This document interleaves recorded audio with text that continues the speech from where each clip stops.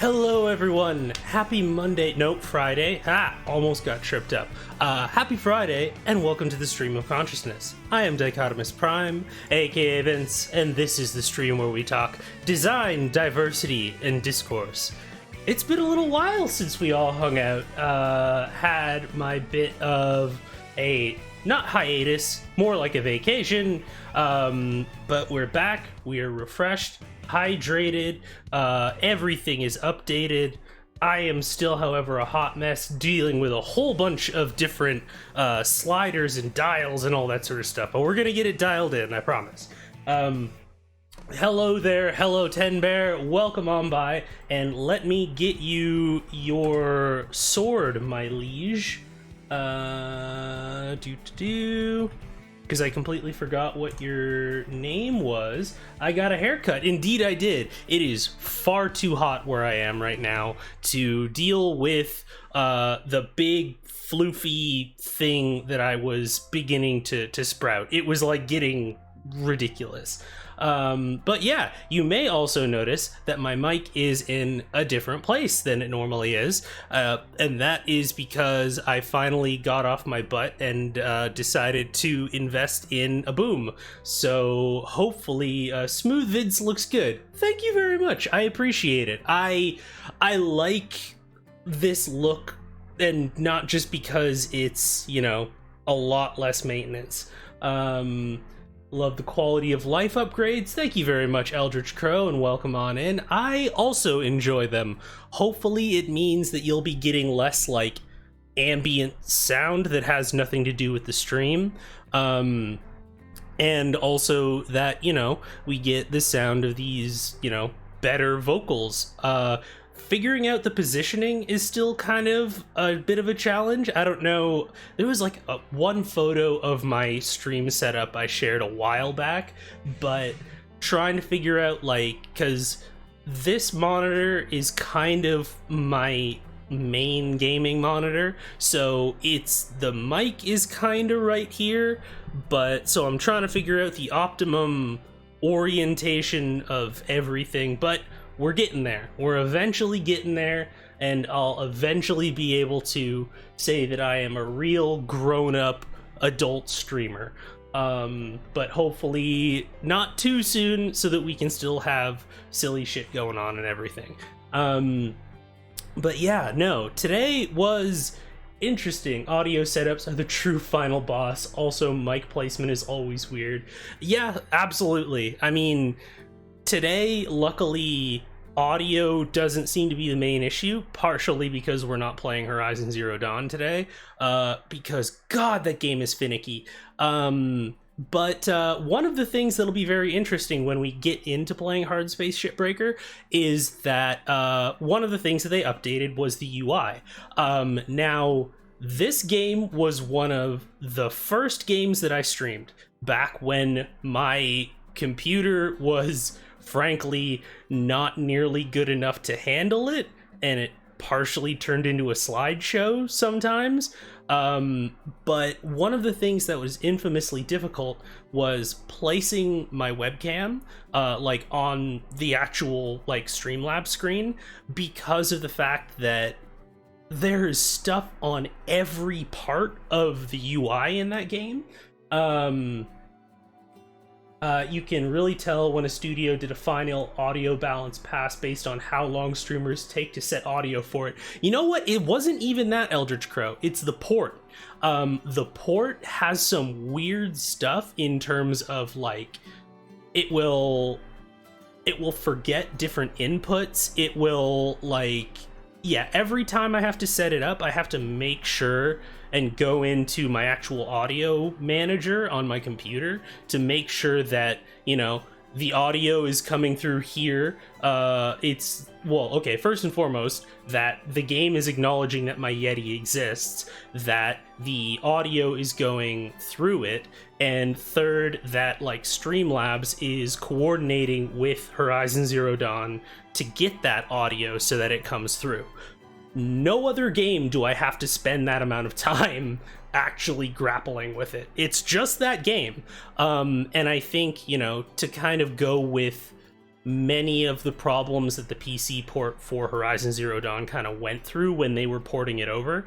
It's on brand. It's on brand. We'll say that much. But hey, you know what? It is, Horizon Zero Dawn is a troublesome child, but I do still greatly enjoy that game, which is why next week we're going to be doing not quite a marathon stream, but some extra long streams on Monday and Friday. We're going to be going from 5:30 to 9:30 p.m. Eastern Daylight Time, rather than our usual 5:30 to 8:30, because I want to get this campaign done and dusted. It's a long game, and there's a lot of kind of in between running about. But yeah, I'm at about the point where I want to clear it and I want to move on to the next thing that we're gonna play, whatever that is. But yeah, no, there's a couple of different things I've been looking at on Steam that look interesting. But we have some ideas. We have some stuff from the summer sale that I picked up that could be fun. But yeah, we're gonna strap ourselves in. We're going to try and knock out the last big missions or so, and then we'll see what comes next, essentially. But before we see what comes next today, I hope that everyone at home is staying hydrated via your hydration. You got some good food, you're staying hydrated. If you got meds, you're taking them. If you have an opportunity to take a good stretch, please do so, because you deserve to enjoy the stream in the maximum amount of comfort.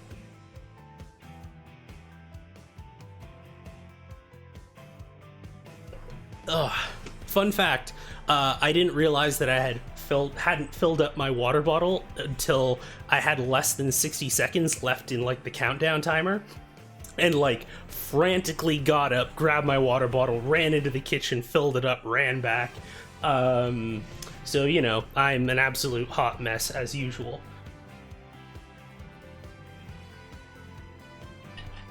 I also had the dregs of an energy drink left, but that is not appropriate hydration on its own, so I wanted to stay true to the ideals of the show from doing that. That's dedication to hydration. It is indeed, and also welcome on in, Tenny. Good to see you. I hope that you're doing well. Let's see. The cool, refreshing drink. Enjoy it with your friends. It's true. It's true. It's really hard to say bad stuff about water, really. At least if you don't want Bobby Boucher to come and beat your ass. Hope everyone enjoyed my 27-year-old Adam Sandler movie reference. And also this crunchy ASMR that I didn't consider before I started crunching the ice, so it'll be over momentarily, I swear. Let's see. Okay, so for those of you who are unfamiliar with Hardspace Shipbreaker, you play a blue-collar ship salvager. You take apart derelict ships and send the scrap to different areas that are designated by the corporation that you work for, which is basically Amazon in space in that it is a corporate hellhole. The game starts off by, like, you have a certain number of clones. It can be either unlimited or a limited amount. And you start off your tenure with the company over $1 trillion in debt, and your work is to pay off that debt. Each time you die, you get a new clone, but clones cost a whole bunch of money, so you get put further in debt. The game starts off with them taking your DNA, and basically they kill you. Like they're just like, oh yeah, we're going to dispose of your original body before we make your Lynx brand spare. So they just kill you, like, before you start work. So the rest of the game is just you working as a series of clones. Oh, also hello Pseudobite, and welcome on in. Sucks to my ASMR. You know, I don't know. I have been told by different people that I have a soothing voice, but I don't know if that's necessarily true. But who knows? Who knows? Maybe if I get desperate enough financially, I can do some ASMR for people. But I hope that you're doing well, and welcome on in. Let's see. A game where you're $1 trillion in debt, too real. Yeah, no, it is, and we'll get into talking about it, but they were typically doing everything through text files, but the most recent update had them add voiced NPCs of other workers, and like, I was sitting there being like, this is hitting really hard, because you have like one person who's talking about sending money home to Manila to like help their family, and like, you know, a bunch of these other people having like the blue collar work experience of people in poverty, and I was like, holy shit, I was not expecting this game to hit that hard. Also, hello Ro, welcome on in, and I hope that you were having a lovely Friday. Me after 4 years of college. Yeah, exactly. Like, it's the wrong kind of relatable. Exactly. And it, you know, not to get too shop talky, but it brought up in my mind the weird, perplexing scenario of having a game tell a very unpleasant story of grappling with the capitalist hellscape, but that is an enjoyable game because, like, you know, how you keep a player playing in order to experience the story is by making a game enjoyable. But because, like, you know, if it's really frustrating, you just turn it off and then you don't get to tell the harrowing story that you want to tell. But then there are games like Papers, Please that do stuff like that.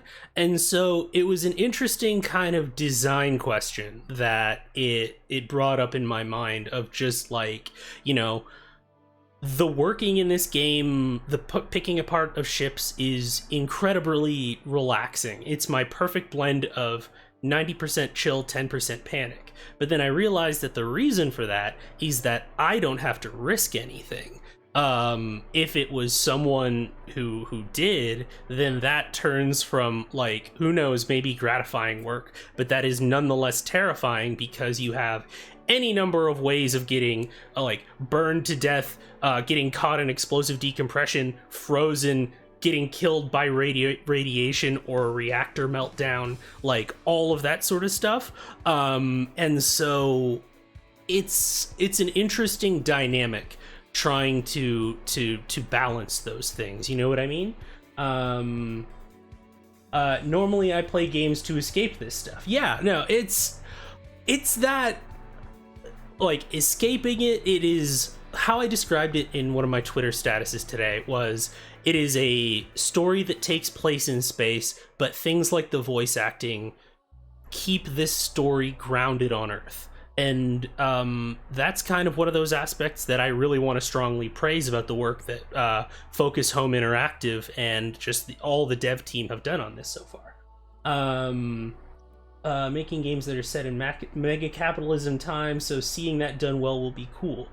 Yeah, they talk about like unionization and like sneaking around like unionization newsletters to try and fly under the radar of like the Link execs, and I'm like, okay, more unionization stories in sci-fi, please. Like, I'm digging this.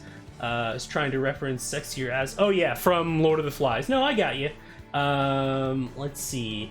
Okay, so I think what we're gonna do is start transitioning on over. So unfortunately, the sassy tunes are gonna have to go away, at least for now, until we have our inevitable brief bio break in the middle of the stream. One or multiple times. And yeah, please let me know, as usual, if there's any sorts of audio hiccups, or if you can't hear the game or me, or something drops out. I will, of course, be trying to pay attention as close as I can, but bouncing my attention all over the place will be an interesting challenge. So let's do that. We're gonna queue up a BRB for a bit later. And this is playing with the angles. Okay, cool.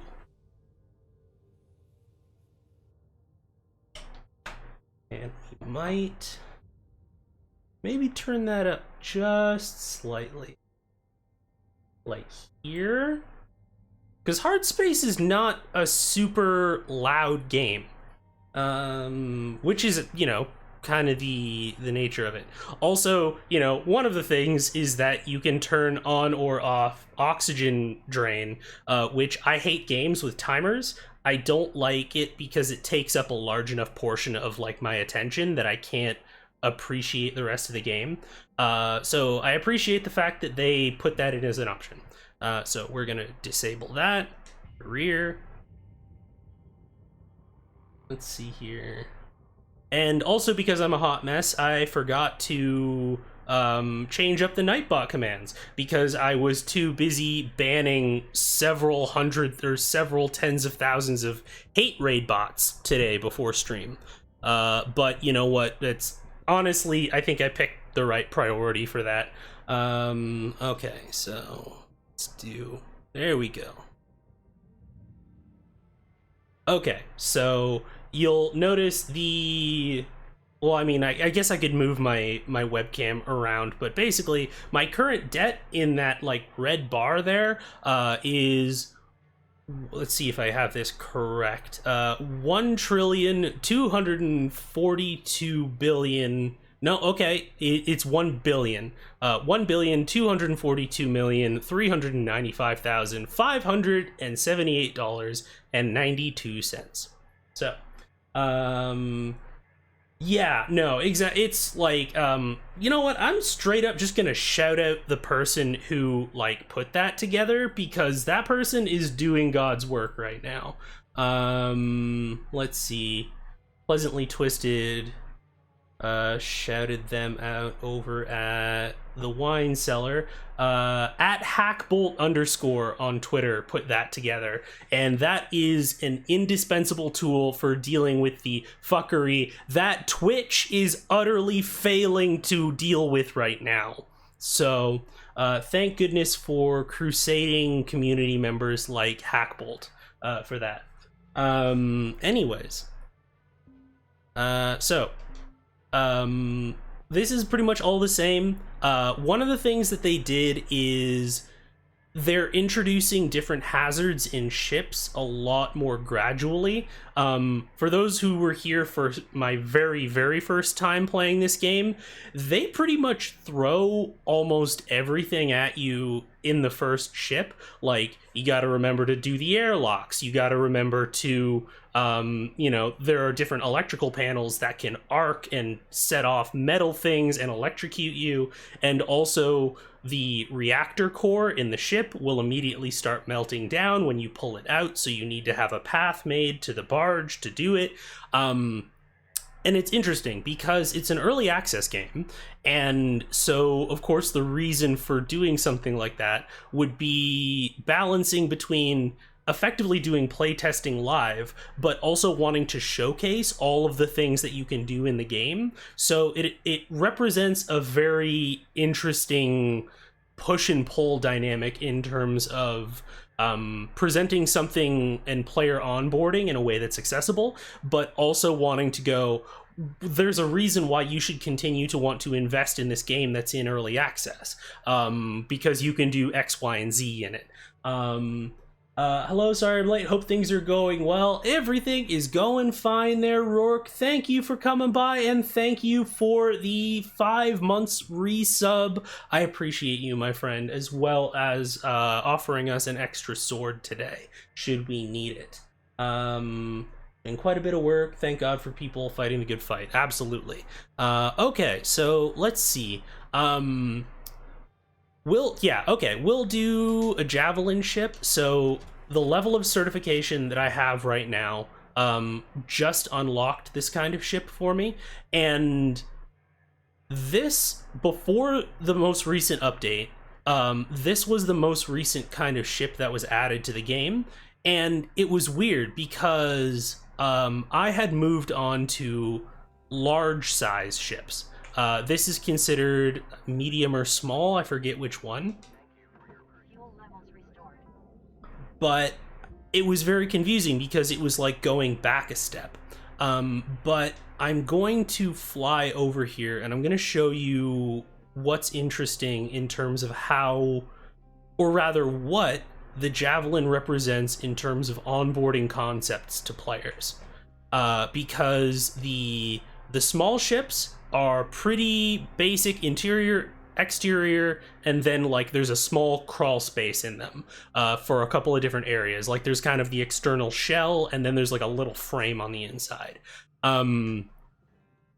Large ships, however, are like aircraft carriers, whereas like smaller ones are like, you know, typical ultralight, like a biplane or something. So it's a large jump in size. And one of the differences is that for large ships, you have a full like crawl space between the shell of the ship and the interior, where say passengers would be sitting on a 747.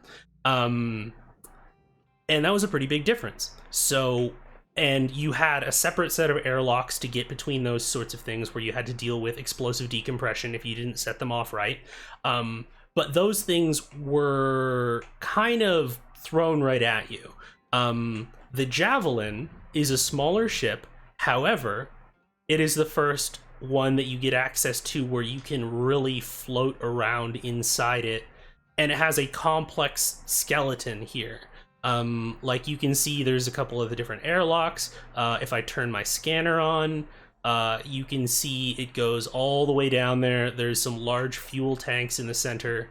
And just, it's an interesting midway point between the smaller ships, which are called mackerels, and the much larger ships, where you have to do this, but like a single ship will take you 2 or 3 shifts worth of labor to do.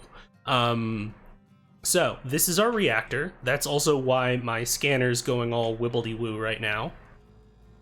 So we're just gonna knock that out real quick. And what I'm going to do is I am going to get rid of this panel on the bottom. I'm going to be very careful to not shoot the nuclear warhead with my welding saw. Alright, let's just knock this away from the frame real quick. There we go.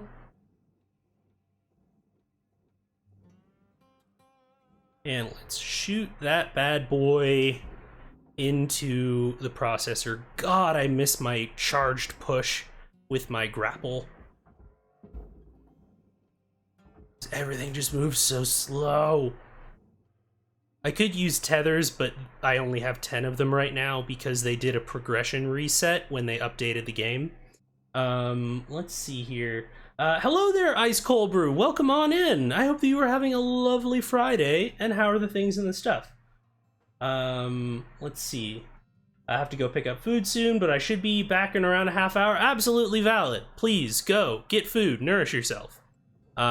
So the specific reason, so there's that thruster there. I don't want to mess with that quite yet. This barge is where that reactor needs to go. So I have now cleared a path as directly as possible to it, and am now gonna send it home and get the hell out of the way. You'll notice that that little bar, if it starts ticking down and reaches 0, the thing explodes, and the ship explodes. And if you don't die, you get caught in a ridiculous debris field that you then have to navigate for the rest of you trying to dissect the ship. So yeah, generally bad times. But I like how they had, this is the first ship that has a reactor in the newest updated version. In the previous version, the first ship that you take apart has a reactor. So again, they're really starting to kind of smooth out and gradually apply different hazards for players to learn, as opposed to just kind of being like, lol, don't shock or not even lol, don't shock yourself, but just like, oops, looks like you did that, guess you won't do it next time, sort of kind of learning on the job, which, you know, fits the kind of world and company that Lynx is, like Lynx Corp, the company you work for. Are you gonna go down there? Please go down there. Thank you. But, you know, it doesn't super it makes for a little bit of a frustrating player experience. So I appreciate how in the more recent versions they've kind of smoothed that out to a certain degree. Okay, so I know there's also a Saw version of this that is good for hitting multiple spots at once, like so.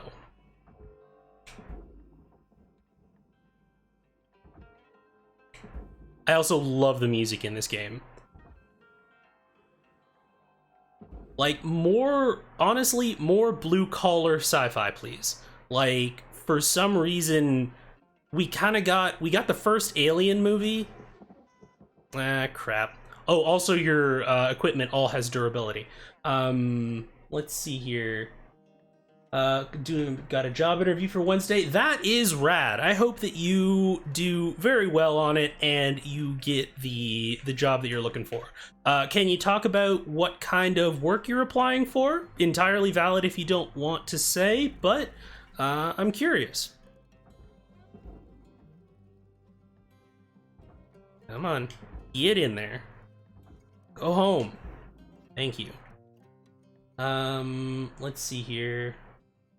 Very least, the ship seems to be a good place to find cheese to sell. There's a lot of oh, wow. Wow, okay, I'm frustrated because I'm irritated at the pun, but it was actually a pretty good pun. So, you know what? We're gonna have a net 0 on that one. Let's see. I don't know if I want to start peeling everything away right quick because there's still a couple of high value items that I want to get out of here. Like the... Dealing with the fuel clamps is gonna... Or dealing with the fuel tanks is gonna require me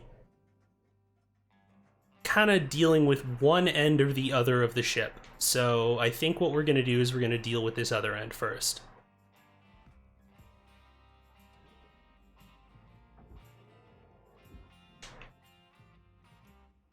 Let's see here.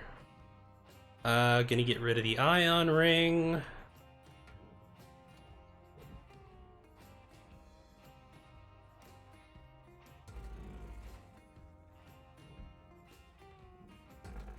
Don't damage it? Okay, cool.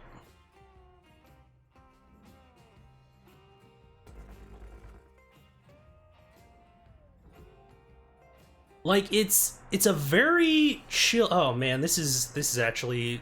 I should have started from the bottom. Oh wait, no, I can take care of that too with the stinger. Come on. Now, I'm curious what, like, negative effects they've added to equipment durability dropping. Because before, it was mostly, like, okay, so... If you look on the bottom right-hand corner of my screen, you'll be able to see cutter temperature. It says cutter temp there. You'll notice that part of that meter is blacked out. And that is because the durability on my laser cutter has dropped. So basically, there's a limited amount of heat that the cutter can absorb before it overheats. And it can do damage to me, or it can just misfire and hit something really valuable. And, like, at least so far, I haven't run into anything where that's become a real big problem. Like, before, I straight up, like, let the durability go down to, like, under 10%. Like, it really hasn't been a problem. So I'm interested to see whether or not they've augmented that in some way in the most recent update. I wouldn't necessarily call it a complaint, because, you know, if you make it too frustrating or, you know, make you have to repair it enough times, again, that slows down gameplay and that makes it less enjoyable. Like, you get to do less of the stuff that makes the game fun and makes you want to play it. But then at the same time, it's like, well, okay, if there's durability, there should be an effect to durability going down, right? Otherwise, just kind of don't do it. And it's interesting because talking about this and talking about like designing games specifically having to do with Momentous, which is the superhero game I'm designing right now, that whole discussion of like, okay, so if you've chosen to put a mechanic in your game, you should probably make it matter in a real way, and in a way that doesn't quite get in the way of what kind of experience you're trying to curate. Like, it might add obstacles to it, but those obstacles in and of themselves and overcoming them should be engaging and interesting. And so, like, building an obstacle that's meant to be overcome but isn't like a distraction from whatever the gameplay experience you're trying to make is a very challenging dynamic to navigate. Check in on chat. Let's see here. Literally gained the stun condition from this pun. Hello, Phoenix Fed. Welcome on in. It is, it sure is something. I will say that. Let's see here. Let me actually catch up on chat because people have been hanging out, which we love to see. Let's see. More blue collar sci-fi. Yes, absolutely. Stardew Valley in space. Have you played Starbound? It's a Chucklefish game that is maybe not Stardew Valley, but like Terraria in space. That might be something that you might jibe with. Let's see here. Do office coordinator work for a real estate agency. Hopefully it'll be a vibe check for me. I just hope I get paid better. Absolutely. We love to see people securing the bag, and I hope that that works out for you. Best of luck, my friend. Let's see here. Build a belonging outside belonging game based on this type of game. Ooh, that'd be very interesting. Belonging outside belonging is one of those dynamics that I haven't gotten the opportunity to dig my teeth into, but it always seems very interesting. Let's see here. Played Starbound a lot. It was quite cool. Yeah, no, that was one before I had the means to play anything of significance on this particular desktop, that I spent a lot of hours on, both that and Terraria,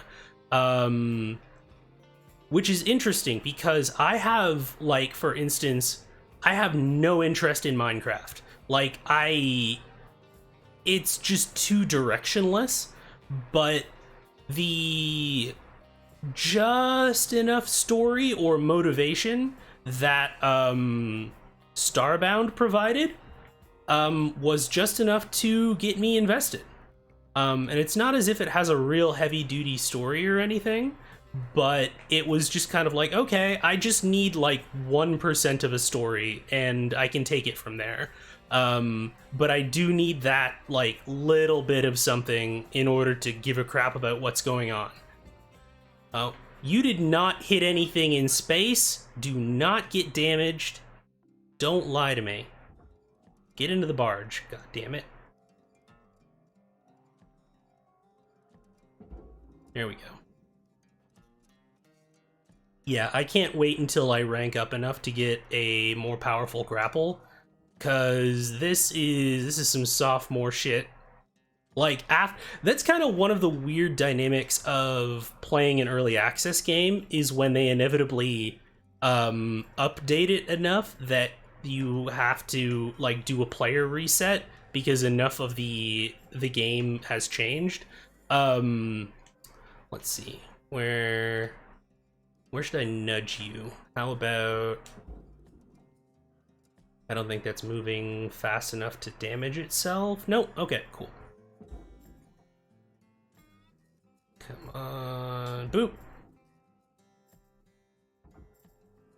Because then you have, I suppose it's a valuable bit of information for a developer as well, because it's kind of where the rubber hits the road in terms of, is your early game experience enjoyable? because, you know, the first time that someone plays an early access game and they go through all of the rigmarole of like unlocking everything, you can kind of motivate that through novelty and curiosity. But once you've already done it and then you ask a player to go back and do it again, it's like, well, okay, now is that gameplay going to be still compelling when you've already seen the stuff that's at the end of it? Which, you know, if you're ever gonna have to go back and like retool some of the stuff in your early game to make sure that part is also enjoyable, that's usually where you'll find out. Okay, so let's detach this cockpit here. Let's see. I think this only has one fastener. Okay, 2. There we go.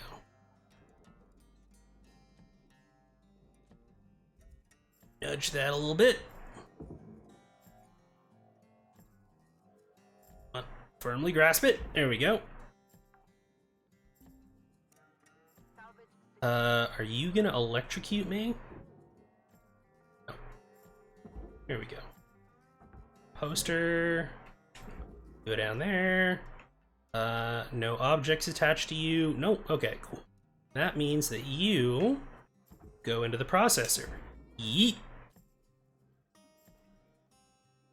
Okay. Now we play the game of rip everything out of this cockpit. Actually here, I should probably detach it first. Just in case there's some electrical stuff. Like, there's some computers, and if I don't do this... Like, you see the screens are blank now. Which is also an update that they added. Like, the computers and TV screens will actually have images on them until you, like, detach the battery packs that keep them powered. Which is a nice little detail, and, you know, another way to be able to tell whether or not you still need to get rid of a component so that you don't, you know, get electrocuted. You know, bunch of little, like, it's called the HAB UI update, but they really did a bunch of different things to just smooth out, you know, providing players with information to make decisions and not kind of gotchaing them in any sense. Okay, we got computer panel. Boop. Computer terminal.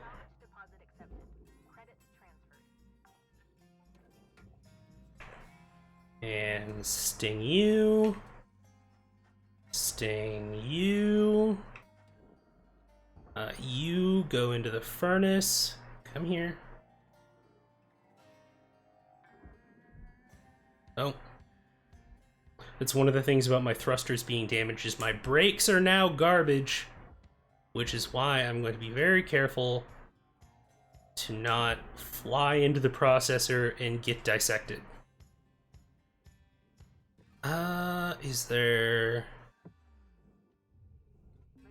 Is it all of this? Yeah, that's just another processor piece. And then there's, like, bag of chips, which can also go into the furnace. I think... Is that everything valuable in here? Yep, okay. That means the rest of you can go... Surprisingly light. Okay. I don't hate it. There we go. Let's see. Does this have multiplayer? It does not, RPG Alchemist.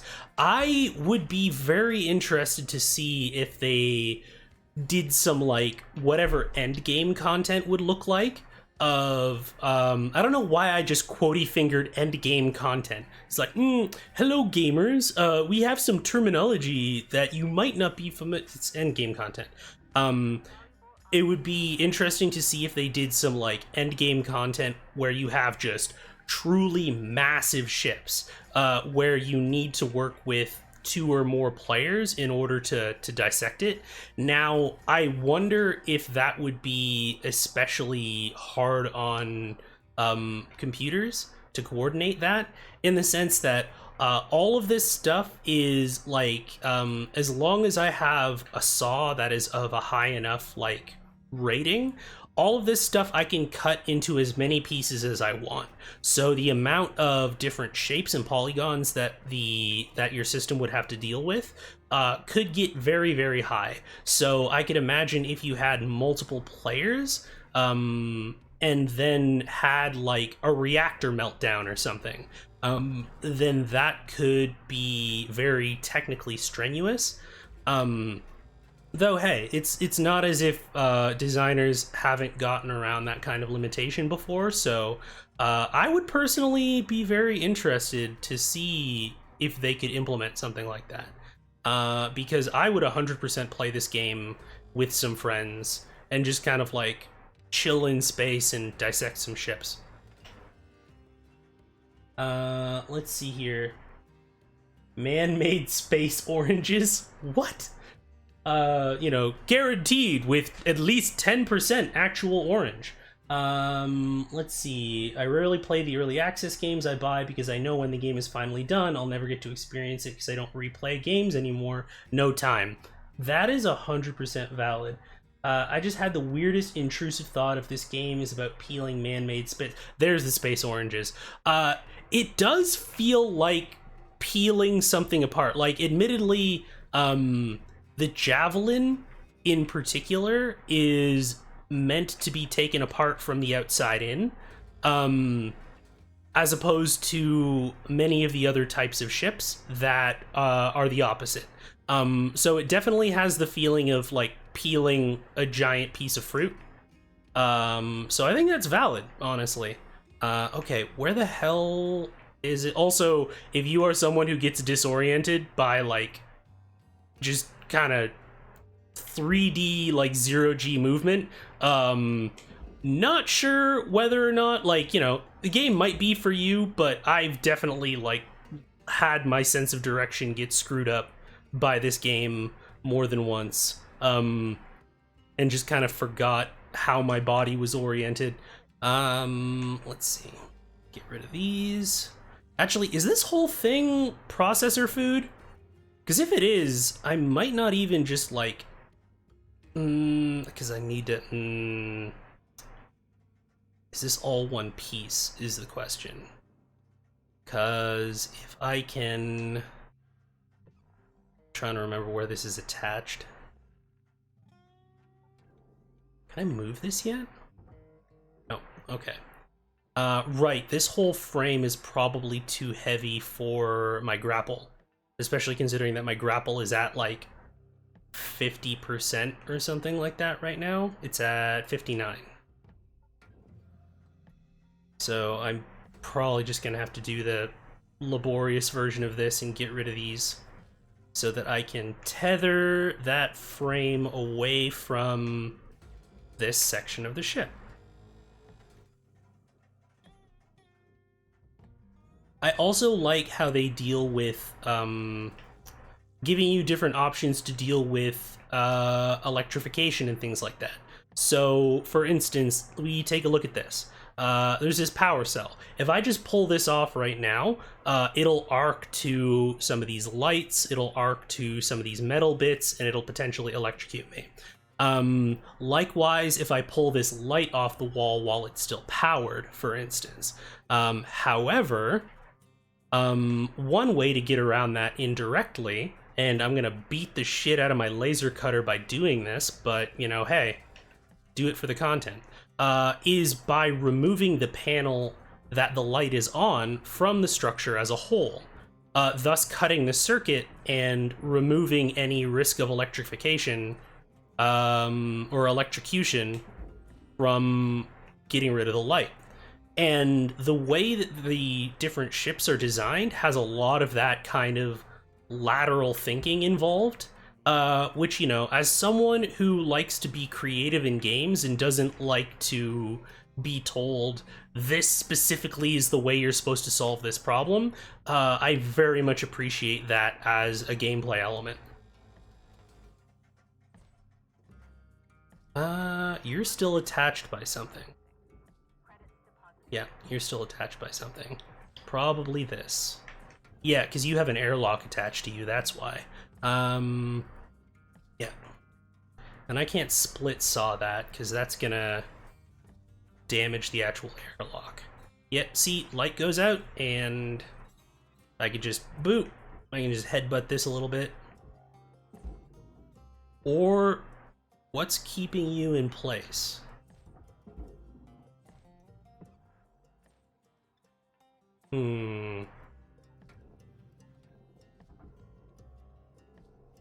No, alright.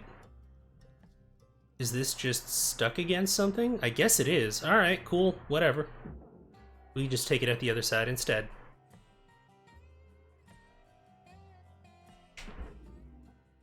Let's see here.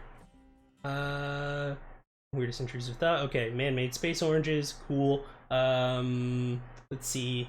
I appreciate the validation of my randomness. I kind of want orange juice now. Gotta go have food, be back later. Enjoy your dinner, Crow, and thank you for stopping on by. Split saw. Wow, that's a pull. Split saw Vince Duggan. Really, and not only is it a 1980s WWF pull, it's like a third stringer hacksaw Jim Duggan reference. That is, I gotta give you points for that. That's impressive. Okay, and I think there should be another structural girder up here. All right, so now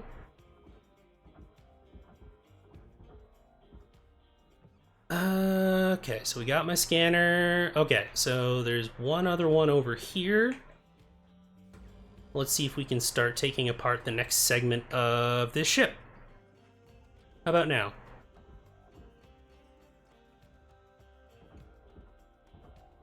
And one of the things about the UI that's very cool. Oh, okay, cool. We can get that out of the way now. Yeet! Oh yeah, and like large enough objects can absolutely like fuck you up. Okay, it doesn't have light attached to it, which means that it won't penalize me. Good times. How about you? Nope, you're still attached to shit. Yeah, you're probably still attached to that. Means we're just gonna get rid of you. Oh, actually, how much durability is it gonna take for me to just split saw this? Is there another one that I can line up? It doesn't look like it. Okay, cool. Boom. We are. Oh, no, hey, don't get handsy with me. And there's nothing valuable attached to it, which means we can do this. But yeah, this is a very, like... It's also nice because I appreciate a game, as someone with ADHD who can hyperfixate, I appreciate a game that provides you, like, specific endpoints for your gameplay session. And one of the things that I will do with Hardspace Shipbreaker is I will pop on and I'll be like, I have an hour, I have 2 hours, that's enough to do, like, I got time for a ship, I got time to break down a ship, okay, cool.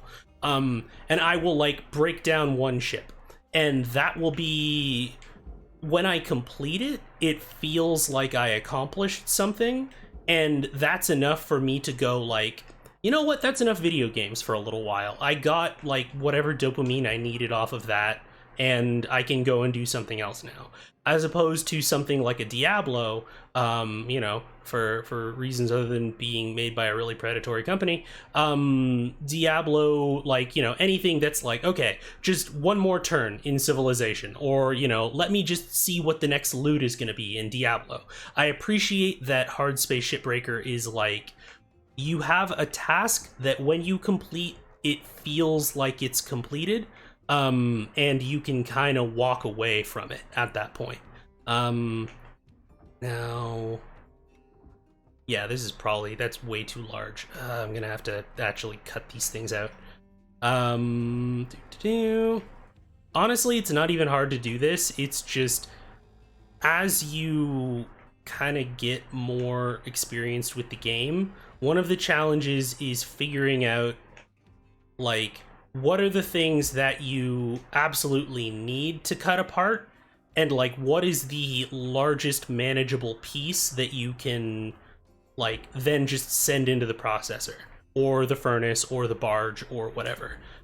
Because that'll save you time, and it saves you, like, your tethers or your tool durability. And so just kind of gradually learning how to be efficient with it is one of those just kind of it's like whittling. It's just like whittling a tool to a very honed state, and I find that very, very satisfying. And so, like, that part of my brain is like rankling because I was like, no, but I feel like I can take this all apart in one chunk, and I guess I can't. Okay, fine. And then, you know, I go back to doing, like, what is actually an entirely reasonable task for the game to ask me to do. Let's see. Back with food. How have things gone? Things have gone well. We kind of knocked out... Well, okay, I shouldn't say the only huge risk factor, because we have these big fuel drums in the center of the ship, which can all explode, but we knocked out the reactor and the thruster right off the bat, so, like, that kind of took care of a lot of the risk. But otherwise, we're doing well. We're hanging out, we're talking about space oranges, and we're good. Let's see here. Did you actually go in, or do I need to, like, hit you again? Cool, there we go. Like I say, I can't wait until I get certification for a more powerful grapple, because this shit sucks. Oh, wait. Structural... Yeah, no, you are literally attached to nothing right now. Let's see. Which I could absolutely send into the friggin' processor if the cage wasn't in the way. Can I just tether this whole damn thing? Because that'd be kind of dope. That's still attached to something. But if I can make it not attached to something, we might be able to just, like, put a couple of tethers on this whole dang thing and send it off to... Oh, wait, no. Yeah, no, we might be able to do that, actually. Here, let me just detach these lights and get rid of them real quick. And then we're gonna do some science. Any valuable objects? No? Okay, cool. Alright, science time. So all of this shit is attached to this big cage. So instead of using a bunch of different stuff, I am going to try and, you know, make sure that this doesn't... Let me attach it to a better place.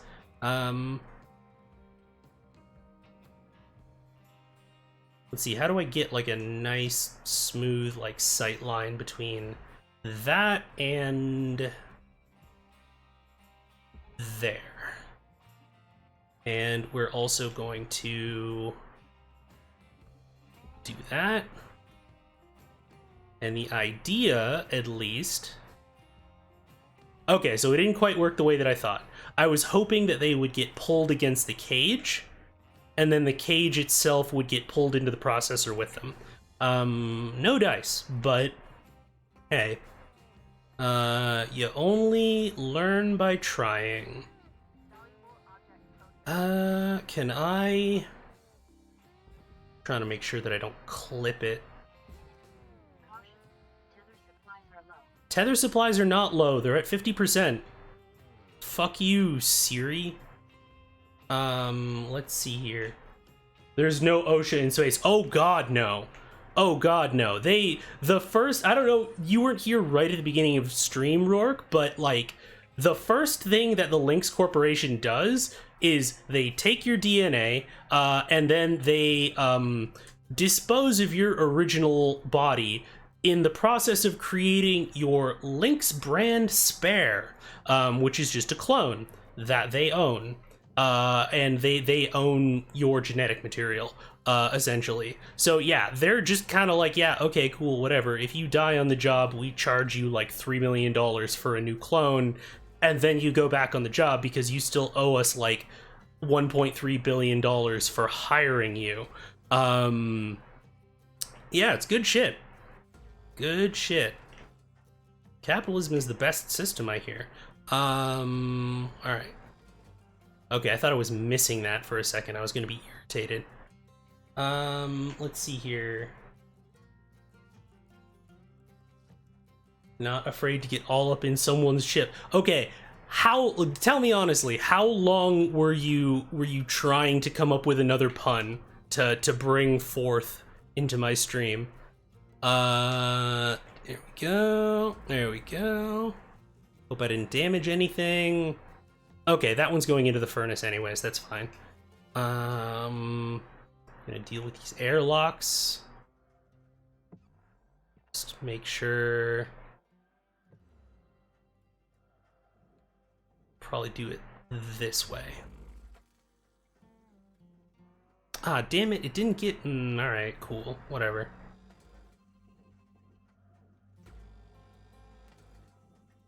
But yeah, this is a really good game to, like, if you want to listen to an audiobook or like a podcast while also doing it. It's kind of, it's very zen. It's very kind of just you slowly, systematically figure out your task, the challenges of it, and then you just kind of get to work. And in a world as chaotic as ours, I greatly appreciate the opportunity to have a game that does that. Okay, so that light is still attached to a battery, so I kind of need to be a little bit careful about that. Oh, that's the feeling of part of the chassis coming off.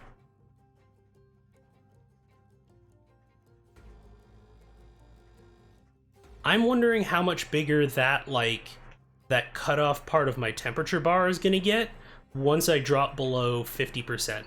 Because if I had to guess, I would probably guess that that's the next threshold before something happens. But yeah, we will find out. That's fine, that's fine.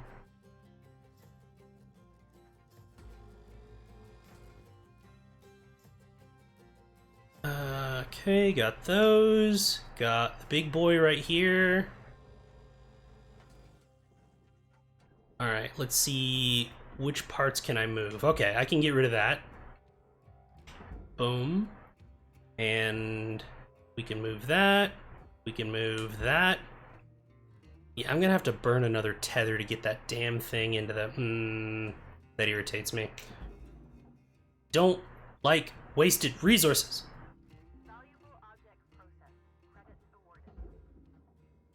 Yeah, because that is way too heavy for anything I have to move, sadly. Okay. How about we attach that to there, and hopefully that'll be enough.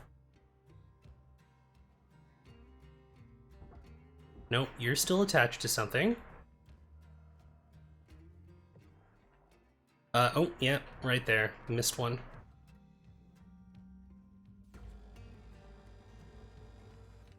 Should actually be able to pull this battery off now. And most... oh, no, I'm upside down. There we go. See how easily you can kind of get flipped around? Most of the electronics and lights and stuff like that inside that cabin should be powered down now. So I can deal with them. The exception is that there are certain ones like computers that have a battery pack that you have to manually remove when you remove them. Or else, you know, they shock you. They shock you real good. Let's see here. That's how I spend most of my time. Fair. I respect your honesty, at least. Let's see here. Grab an ice cream from the kitchen and then hit the washer. Yeah, absolutely, 10 Bear, please, by all means. Let's see. I love game mechanics. Oh, I didn't even realize that was a pun. See, I just thought that you were exclaiming your love of game mechanics. Like, that is a completely, like, earnest statement. I was just gonna be like, yeah, mechanics are cool. But no, you had to absolutely... You had to turn my stream into a house of puns. Oh, no, I forgot I was upside down again. Boop. There we go. Oh, wait, no, there's... Oh, wait, no, the panel that's in that can also go into the barge, so we're all good. That's a panel that's gonna go into the processor, so I'm gonna boop that real quick. Boop. Did I already take off the airlock panel? One of the things that they did in the update was they actually made shit like this, like the actual airlock control panel, worth something. Because before it was like, ah, fuck it, just throw it out. Like, it doesn't really matter that much. And it was just, you know, a magnificent pain in the butt to just go through the ship and get every panel and every light and everything. But now they're like, nope, corporation's gonna dock you if you don't do that. And I'm like, all right, fine. But they do seem to have, like, drastically reduced the number of panels and, like, computer terminals and things like that. Like, legit, one of the objectives on a large class ship I had was, like, collect 50 computer terminals. And you had to do them individually. Like, you had to pull each of them off individually, not knock them into the other ones, and then send them down to the barge. And I was like, you know, I like this game. I do. But, like, that is tedious enough because I'm just doing repetition for nearly, like, a full 5 minutes of just doing the same thing over and over. So I'm glad that they decided to smooth that out somewhat. And battery pack goes yeet. Go. No valuable objects attached to that, which means that it too can get Jotun. What is that attack? Oh, no, wait, you cannot get Jotun. Come back here. There is a furnace portion that does not go into the processor. It goes there. Place for everything and everything in its place. Almost got me there. There we go. I also like how inertia works in this game. Like, if you fire your thrusters and launch yourself towards a panel, and then while flying forward, use your grapple's push, it has an additive, like, force effect from the fact that you are moving forward in the direction that you want the panel to go. And yeah, that's kind of one of those little, like, physics things that I've said it before and I'll say it again. You don't really need to make up a lot of stuff or break a lot of rules of how things work in real life to make space cool, because space and physics is kind of fucking rad. And that is one of the things about the particular kind of low sci-fi that Hardspace Shipbreaker does that I really, really appreciate. Because ultimately, this is just a polygonal, physics-based puzzle game. And then it has all of, like, the trappings of, you know, a sci-fi capitalist nightmarescape. And you have a couple of little things that don't exist in real life, like this grapple that has way more strength than you ever would in real life or any tool would provide you. And then, like, your laser saw, and things like that. But really, that's kind of it. Like, everything else here is very, like, reasonable in terms of something that could exist. Maybe not now in terms of, like, just it would be really inefficient or something, but there's nothing just kind of really out there and, like, that couldn't possibly be a thing. And I think that that is really, really cool.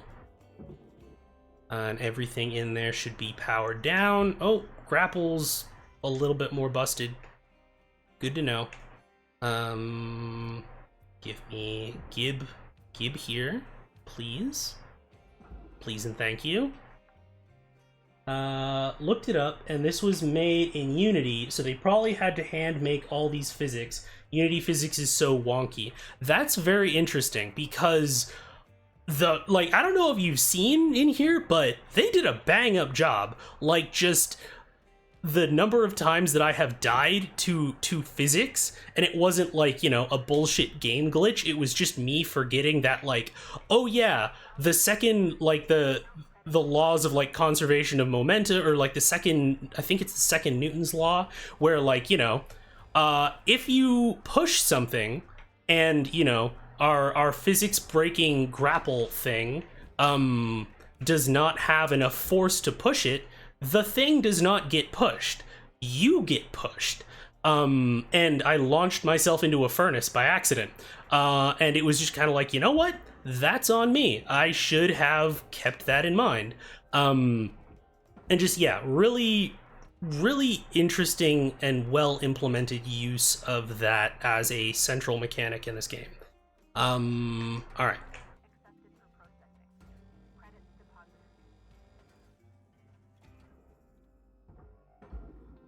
And is there anything valuable on here? Nope. All right, cool. Boo! Be gone! Be gone into the processor.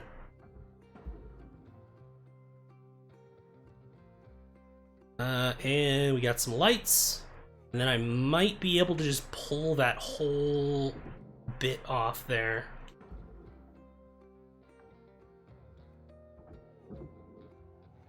Boop. And, like, imagine what I'm doing now, but, like, times 50.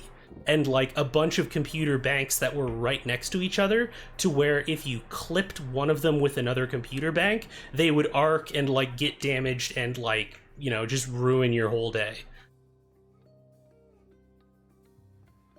Okay. I think I can pull this ladder out now? Nope, please. Access ladder, please. Thank you. And yeet!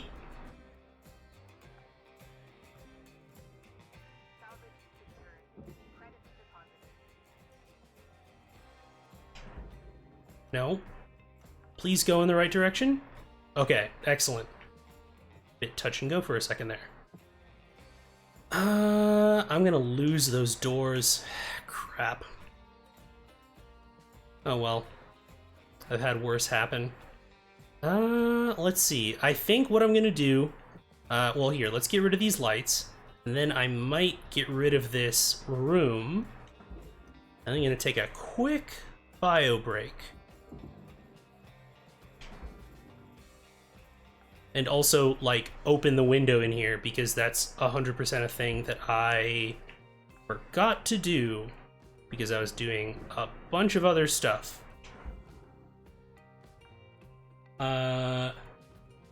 If they wanted good non-glitchy physics, they should have borrowed the Fallout engine. Exactly. Oh my goodness. Could you imagine just the, like, insta-jib sorts of stuff that you would absolutely have happen? Alright, let's see here. Boop. And I think there's one more control panel in here. Yep. Alright, cool.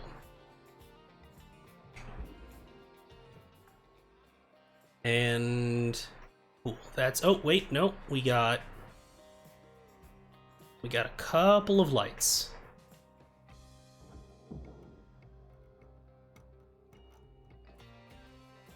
You go down there.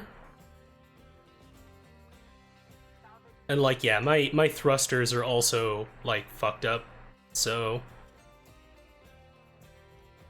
I'm wondering, like, before they hit 0 durability, if they just kind of, like, fire you in a random direction, or how they've managed to deal with that.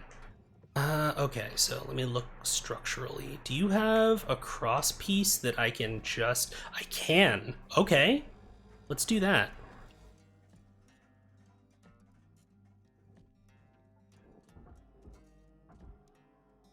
Okay, that's all one piece, so... If I take out... these corners. We're gonna do some more science.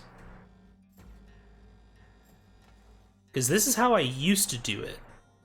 But one of the things in the more recent game is they added these little triangular girders that kind of screwed over some of the previous kind of strategies that you were able to do. So I think I've gotten all of them, question mark? Nope, there's one left, okay. I don't know if this is actually even gonna have an effect. It did not. Okay, well, that's what science is for. Now, we play the game of what is the most amount that I can cut here by getting the right angle and still not hitting any of the valuables inside.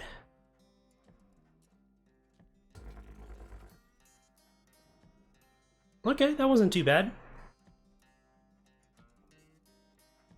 Also, this is one of those games that is just really satisfying, doing something very simple, but doing it very precisely when you get a good cut.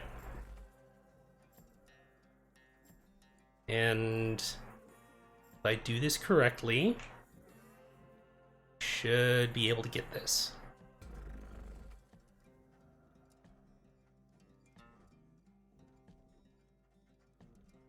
Okay. Don't think I did it maybe quite as precisely as I could have. There, how about that? Okay, what are you attached to? Oh, it's the friggin' desk. Okay, yep. Quiet you. Yeah, it's the panel keeping this whole thing on. There we go. Okay, please don't crush me. Thank you. And this is all... I'd like to go out the door, please. Thank you. This is all stuff for the furnace. But it's still a little bit... You know what's funny? Is it's only too heavy because my grapple is damaged. So I would normally be able to just jettison that, but I can't. Well, that's honestly my bad for waiting for my equipment to be all fucked up before actually doing something about it. Come on, give me the battery pack. Give. Barge is over here. So I might, you know, I'm not gonna bother with that. But I am gonna try and, you know, there's a couple of aluminum panels. Alright, that's gonna be interesting. I'm gonna try and slice a couple of panels off of this. And just keep doing that until it's light enough to move with my grapple. Because there's just a bunch of shit in here now. And I gotta be very careful if I decide to cut something. Because the fuel tanks are on the other side. Let's get rid of this. And see if I can take this wall out. There we go. Beautiful. Is there anything valuable attached to that? Precious posters. Well, we can't get rid of that. Right, I'm upside down. Nope. And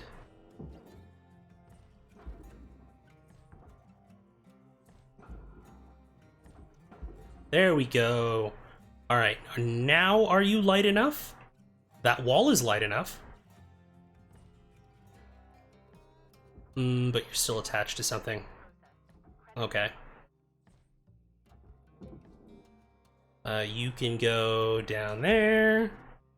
You can... Yeah, let's just remove a bunch of this shit. There we go.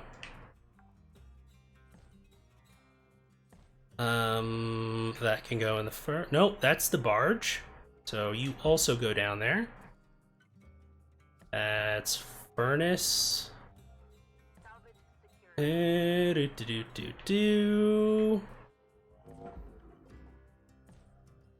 all my equipment's starting to look pretty fucked up now. What do they want? They pay me terribly. Boop. Yeah, I'm just gonna turn myself right side up, because this whole being upside down stuff is for the birds. There we go.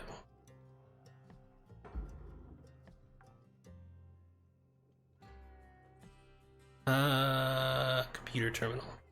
No, please don't get damaged. I think one of the things with my grapple is I definitely have a loss of control and precision on it. Which, you know, hey, good way to implement that. Subtle enough that you notice, or rather, it's significant enough that you notice, but doesn't make gameplay impossible. I might have to take out another girder, which might get Lynx upset at me, but, you know, that's fine. It's shit for the furnace anyways. Nope. There we go.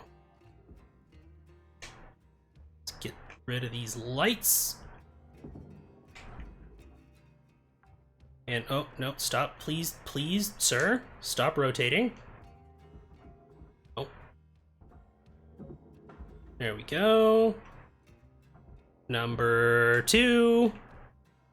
I'm like gradually leaning backwards. I need to stop doing that because the mic is right there. Okay, cool. Nothing attached to that. There we go. Are you light enough now? You're not. Okay, you're starting to try my patience. That's okay.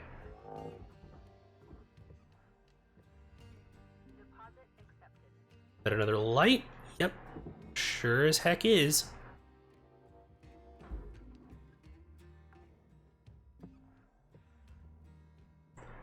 Okay, but actually, what's keeping you in there? Nothing. Okay, the answer was nothing. Never mind then. So, okay, no, you are supposed to go in the furnace. But this pipe I need. Yeah, whatever.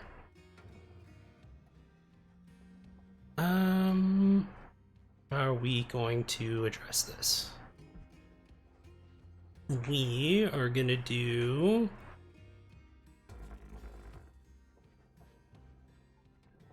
They're gonna get a little bit of aluminum, but they can deal with it. There we go. Or aluminium. Yeah, whatever. Eat shit.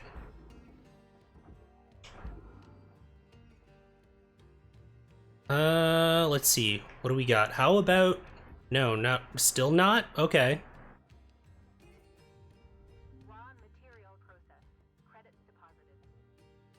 There's even cut lines. That's interesting. Those are normally reserved for, an air filter. Because those go to the barge. Okay, I'm gonna be very careful to not hit the giant fuel tank.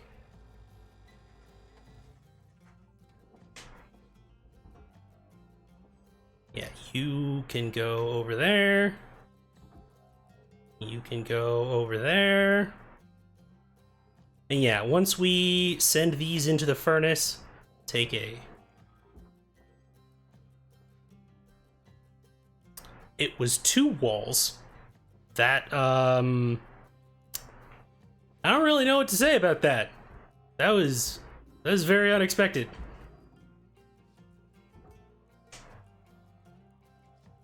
There's a couple of times I've had that happen, and I don't know why. Like, the game just kind of layered 2 surfaces on top of one another, but in, like, the same space. It's a very unique glitch. There we go. Except are you actually gonna make it in there? Okay. I didn't even know if I had the amount of thrust necessary to get that over there regardless. Okay. So, let me go back over here. I might actually even just like go into the hab and repair my shit, cause it's looking pretty rough. We got 53%, we got 41%. I'm pretty sure my scanner and other stuff is worse, so we're gonna get some fuel. And I think what I'm gonna do is I'm gonna throw y'all onto a BRB with some tunes, and we're gonna take a quick bio break. Be back in just a few minutes here. So please take this opportunity to stretch, get something to eat or drink if you want, or if you haven't, take your meds if you need to, and we'll be back in a few.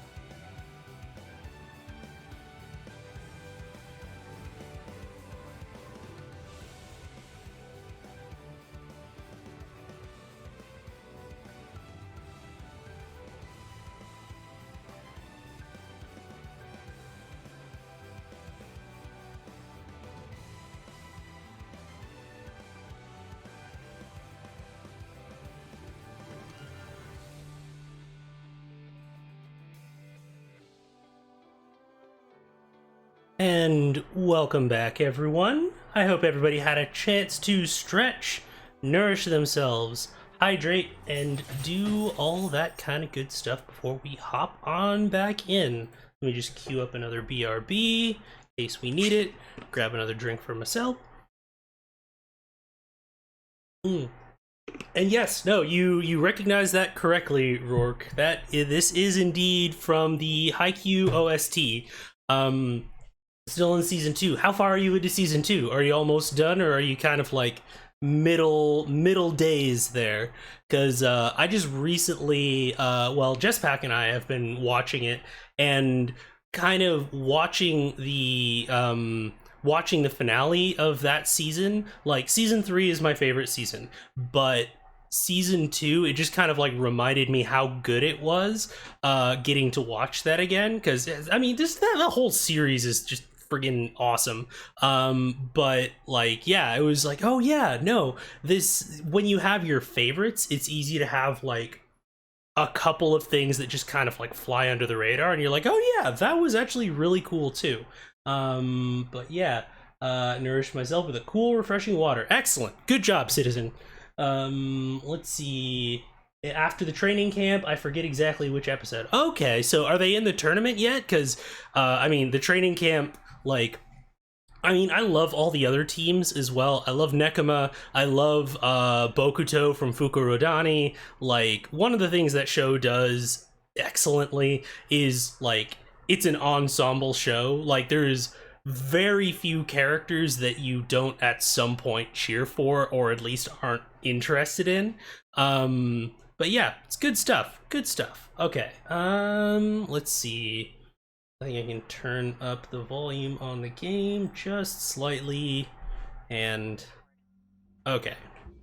I think I'm gonna have to go inside the hab, because I am gonna need the leverage of a fully repaired grapple to deal with some of those bigger pieces.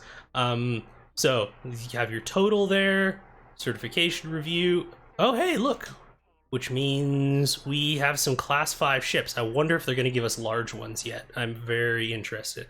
Utility grapple upgrades, excellent. You gave me next to no tokens, you bastard. Progression clearance, hazard level 5. Pressurization, okay, interesting. Let's see, some ships you encounter may or may not be pressurized or contain pressurized pockets. Breaching these spaces incorrectly can cause an explosive decompression. Link strictly prohibits shipbreakers intentionally using explosive decompression, so-called controlled decompressions, to enact rapid salvage. Reminder that your activity while in the salvage bay is monitored. Let's see, damage to valuable salvage and Link's equipment.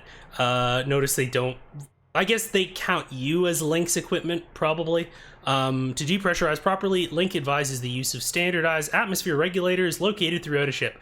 Note that some ships may come with damaged atmosphere regulators, which does not allow for an authorized and safe decompression procedure, in which case, go fuck yourself, I guess. So that is gonna be interesting. And now we get to see all of the fees that get added up on me every time I go back to the hab, which is why one of the upgrades for your equipment is just straight up buying your equipment, because every day that you go into the hab, that's the cost for you renting equipment from the company. It's good shit.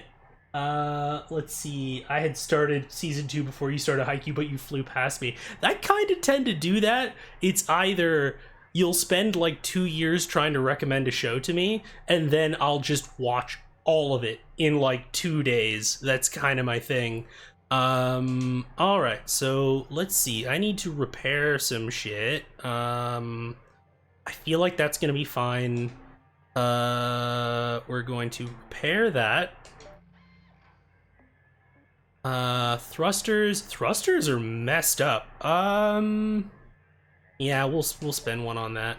Can I upgrade anything? Because I'm now level 6. Tether amount. I don't really need a whole ton of tethers. But, I mean, it does... Oh, wait. Audio resynth. Resynthesize audio from nearby hazards. From nearby hazards in unpressurized areas. Interesting. I'm wondering what they're going to use that for. I mean, I don't have enough to upgrade it right now. Also, you eventually get demo charges, so me having explosives is going to be very interesting.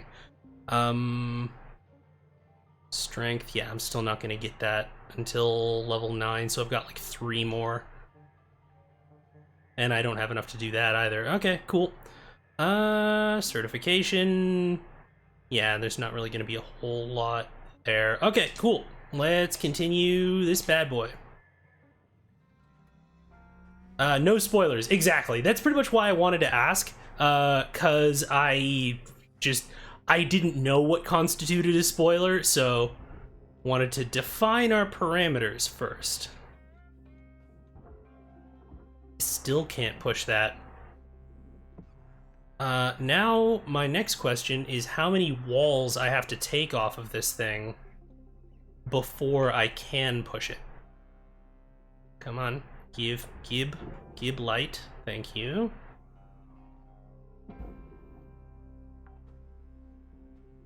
And then account credit applied.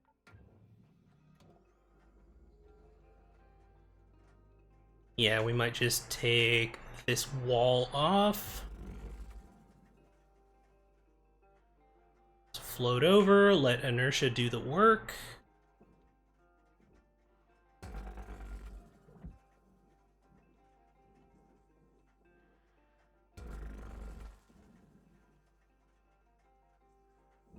This should remove a good chunk of weight. Oh wow, not even like having to take the wall out, just the strips of aluminum that I cut off of it was enough to make it light enough to move. That's funny as hell. Alright, well, that was the key, I guess. Oh, light. Give light. Thank you.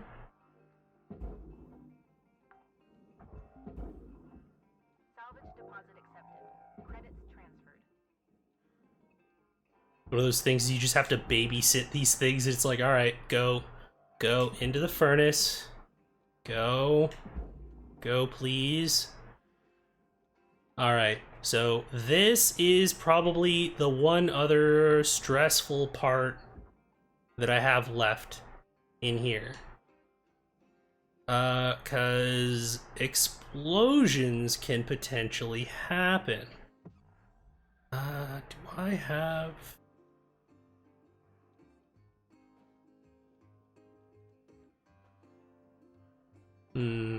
alright.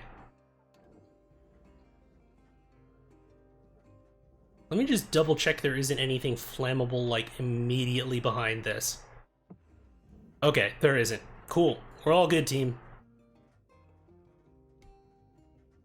Or at least we'll find out if we're all good in just a moment. I'm gonna have to... let me just turn upside down for this. There we go. Get a slightly better angle on it.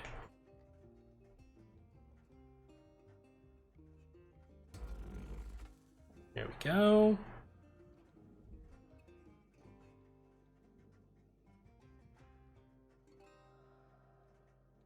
And same thing over here. Like there's something very kind of comforting about just kind of the structure and like just systematically going through these different things. That it's just, you know, you face a lot of chaos and unpredictability in 2021, that it's nice to just kind of have something that you can just like puzzle out. And let's see, are you attached to anything still? These girders are probably gonna have to come off. And that is gonna be very scary, because I need to split saw them.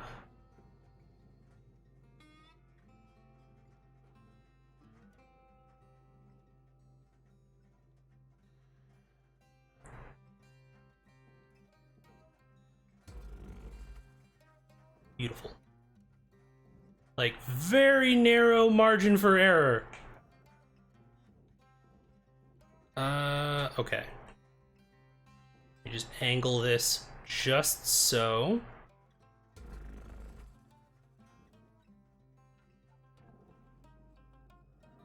So, you should not be attached to anything now. Which means we might pull off the old double tether maneuver. And if I have this incorrect, it's going to be absolutely disastrous. Oh, wait, no. That makes things drastically easier. Because I can... Or at least it'll give me a much larger margin for error.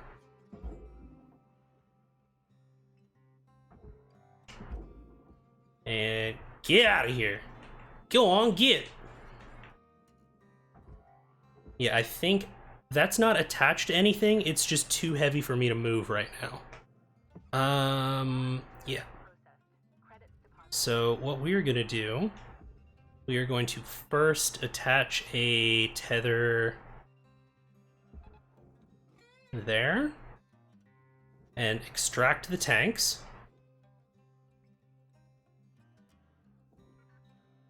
And wait for the inertia to pull it out of the frame. And then what we gonna do is spend one more to bring it down there. Now, don't barrel roll. Stay straight so the tether can actually do its work. God damn it. I might actually have to use up one of my 2 final tethers to throw that frame into the processor.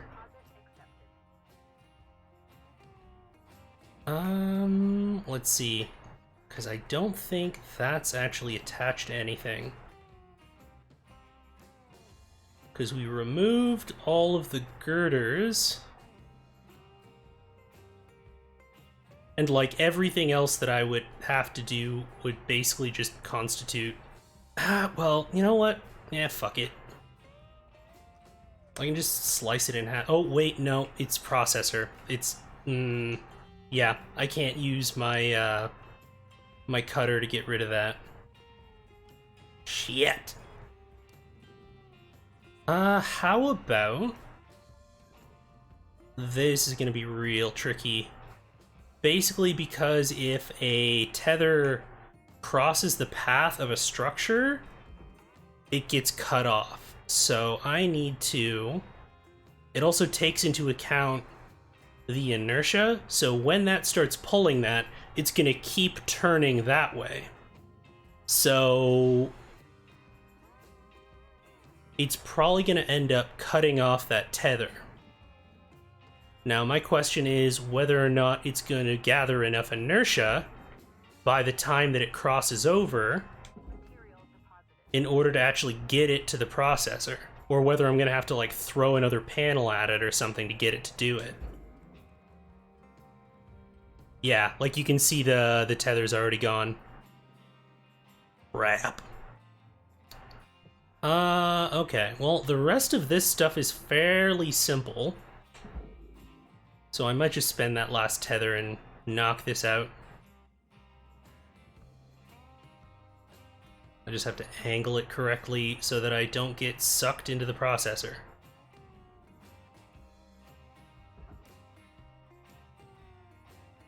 No.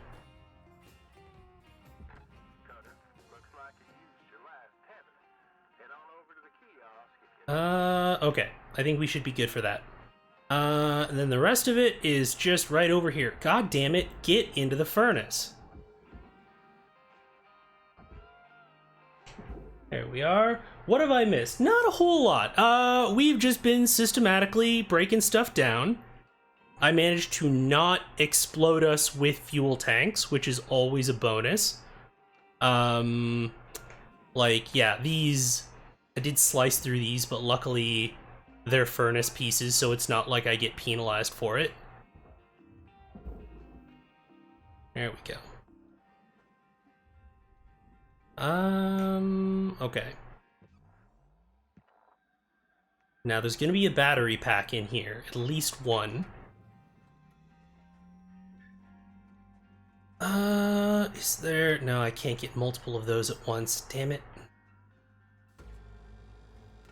It's one of those things that I would love to use the split saw for, is just getting multiple of these cut points without having to move.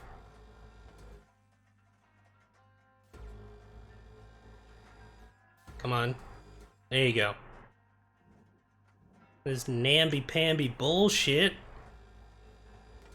There we go.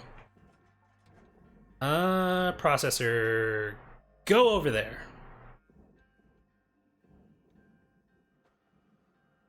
Once we strip these parts off, you're still attached by something. There it is. Oh, no, that was the... I don't want my scanner. Thank you.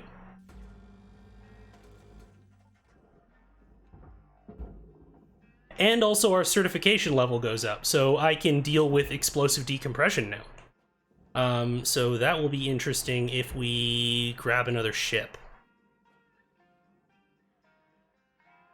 Which, you know, we got time. I might not get through the whole thing, but I definitely want to see, especially, what they seem to be doing is, like, when you take on a new ship, and like a new class of ship, that's when they, yep, knew that's when the temperature 50%, we called it. When you take on a new ship and a new class of ship, that seems to be when they insert the interactions with the various NPCs. So now I've got kind of a, and I know interesting comparison here, but I have kind of a Hades dynamic where I'm progressing just to get the opportunity to speak with some of the characters. That is, of course, if I'm not completely wrong and they've structured that somehow differently than I think they have. Come on, get over there. There you go. Let's see. Why my brain latched onto game design so hard the past few years. The puzzle solving aspect. Yeah, absolutely. And like this, honestly, this is Eldritch Crow. Personally, I find this a very good, like, if I'm grappling with a puzzle about how to solve like a game design thing, and my brain is just kind of like mush, or like, you know, I've just kind of hit a wall, this is a great game to just kind of chill out and play while I'm thinking about it. And it just kind of like occupies, especially because like you have ADHD like I do, just kind of occupying the like static of your brain so that you can just kind of process things, like parallel process things. And I find that Hardspace Shipbreaker is a very good game for that sort of thing. There's one more panel. I might as well get these.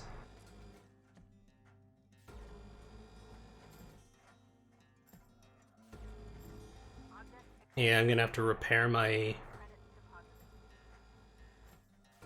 Did I actually get it? Okay, cool. You go over there. No, you're not still attached to something. Okay. That means that you can join your friend.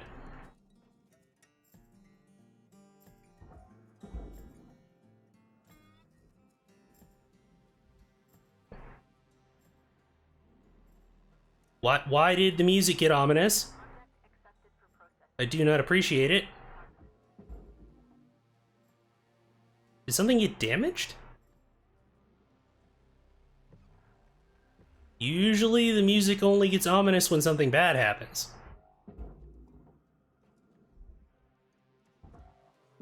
Is it because I'm out of tethers? I'm not entirely sure. But I find it unpleasant, and I would like the banjo to come back, please. Give me back my comforting... That's my comfort! That's my emotional support banjo! You can't just take that. Salvage secured. Credits deposited.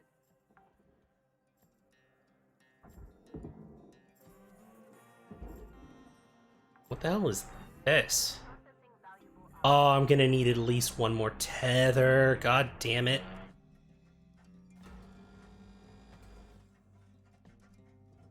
Does the booty hole of the ship come off?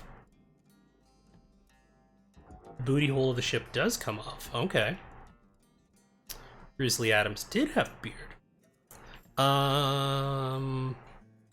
God, what is with my Adam Sandler references today? I'm not even an Adam Sandler fan. It just so happens to be the thing that keeps coming up today. Let's see.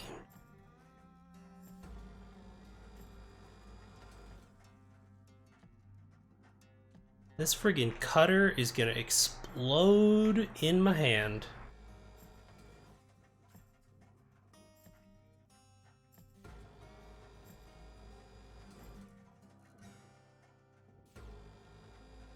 Don't mind me, just... Yeah, I know, it's gonna overheat. Whatever. Okay.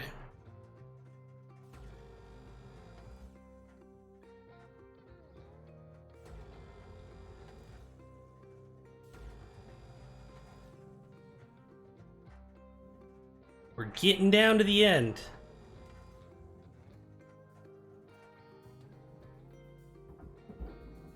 Oh, wait, that's still attached. Come back here. You don't have any objects, so you can go in the processor. Where? There you are. Those are the cut points.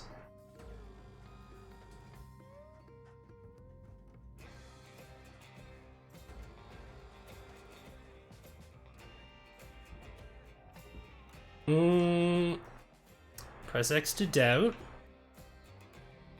Do you have a ladder attached to you? No, wait, why are you... Okay. Now it's separate. They were like stuck together and I had no idea why.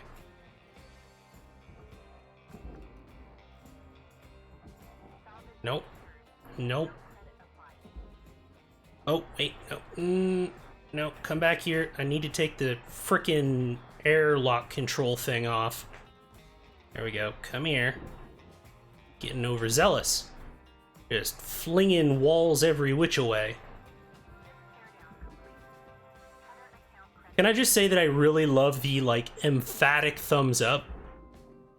Like, whoever this guy is, or no, actually my character is a guy, in real life, is like, you think you've seen a thumbs up, and you're just like, come on, you've seen one thumbs up, you've seen them all, and then this motherfucker comes along like, no, you haven't seen a thumbs up like mine. You're like, alright, show me what you can do. And he's like, and just, there's like, their hair just gets blown back, and they're just like, ugh, what power? And just, yeah. Anyways, that's my canon. Subscribe to me on Patreon. Let's see.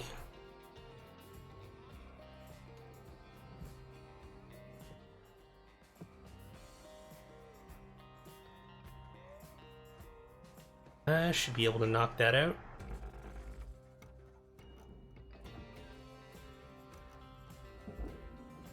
Can I just take this wall off now? Nope. Okay. Well, it was not as clever of an idea as I thought.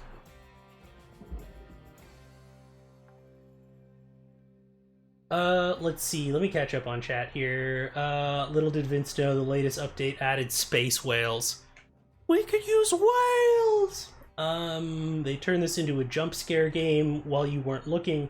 Fine print of the patch notes. Yeah, exactly. Now, here's the thing, is it's actually a really cool little UI thing as well, because sometimes you, like, damaged something that you didn't notice, like you nicked a coolant pipe, and that music will, like, let you know you should look around because you fucked something up that you didn't notice. So I was just like, okay, what's the situation here? What's the thing that I need to unfuck? And it was just like, no, I don't know. Maybe it must have been like a large object came too close to me or something. I'm not entirely sure what triggered that. Material deposited. Let's see here. We got 2 of those, and then I can deal with these 2 rooms, and then we can deal with the booty hole of the ship. Valuable object processed. Yeah, and there's no lights attached to that. Go on, get out of here.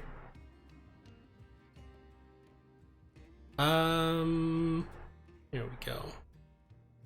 And I think this should be light enough that I can probably nudge it. Yeah, I can.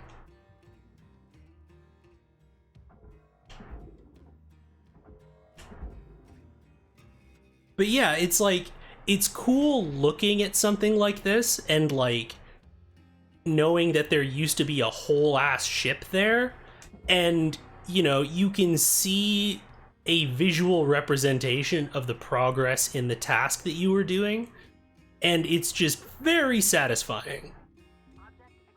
It's kind of like I watched a couple of the videos of like Markiplier's Power Wash Simulator, and yes, I know, weird comparison to make, but same sort of thing in the sense that like when you get done washing a whole level in that game, you get to see like a time lapse of what it looked like before, and then like, you know, as everything got cleaned as you went through it. And it's kind of that same sort of, you get to see like the result of your hard work sort of deal, which I think is very cool. No, that does not go into the furnace. It goes down there.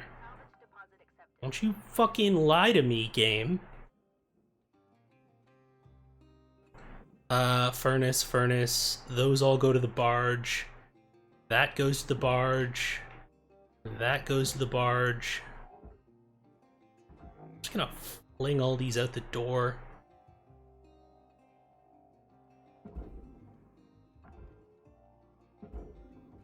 And basically, as far as I know, once you reach level 3, that's like the bar at the top of my screen, that's kind of like a complete teardown of the ship.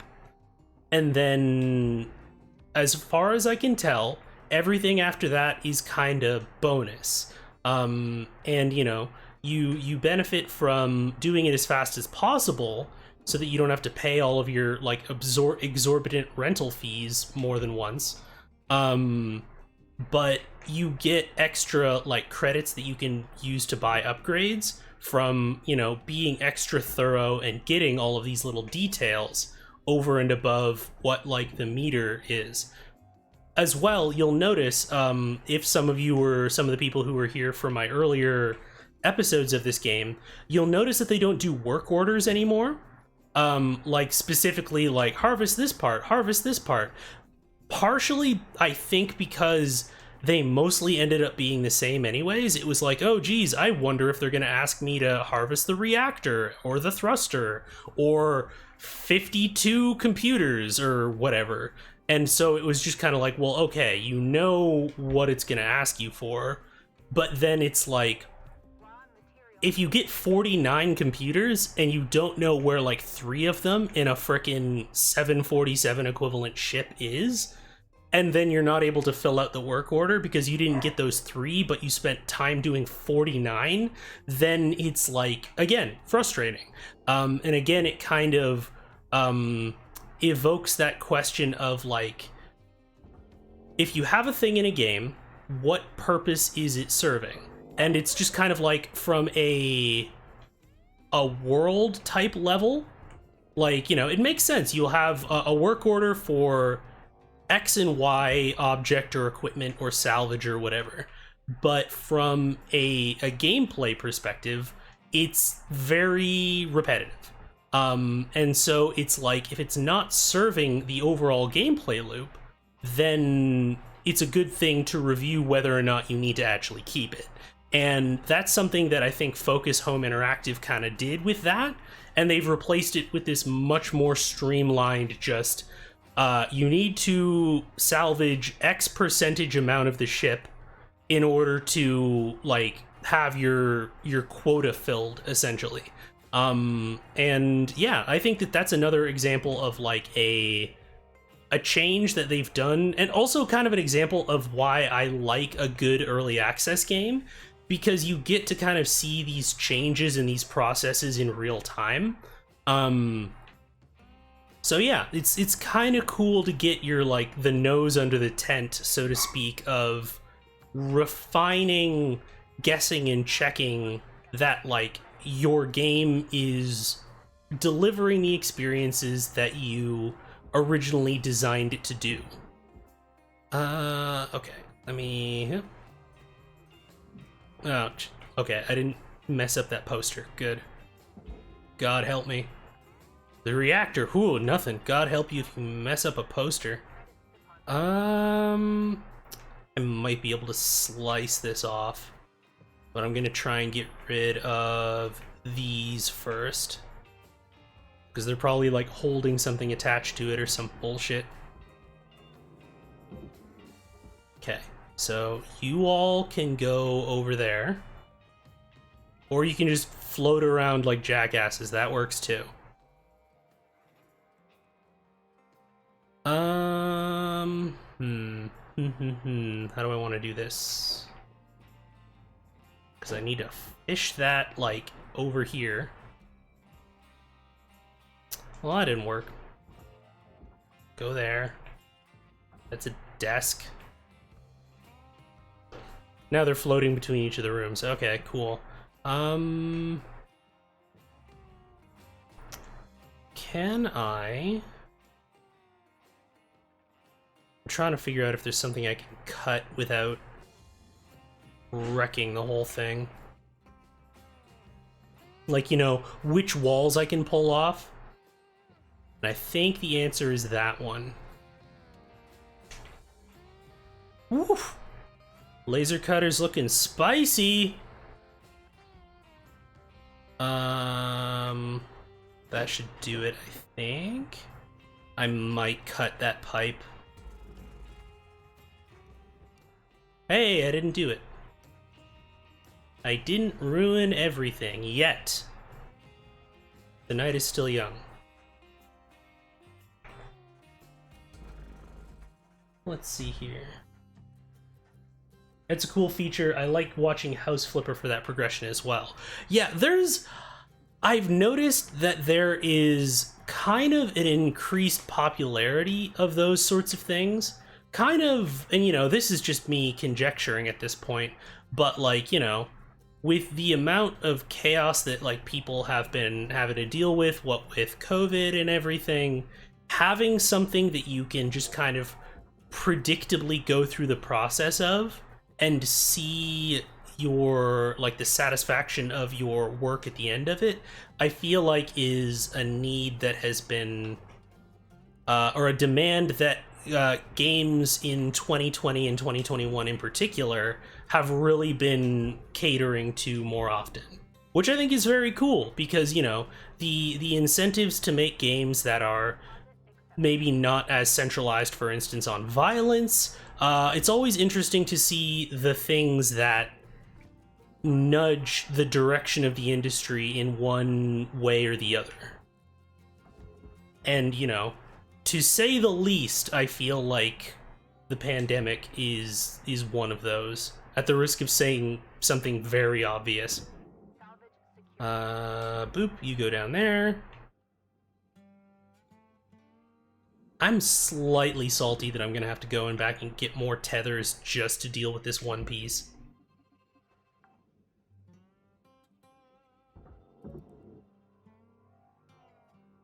Go to the barge. Also, I'm gonna upside down myself.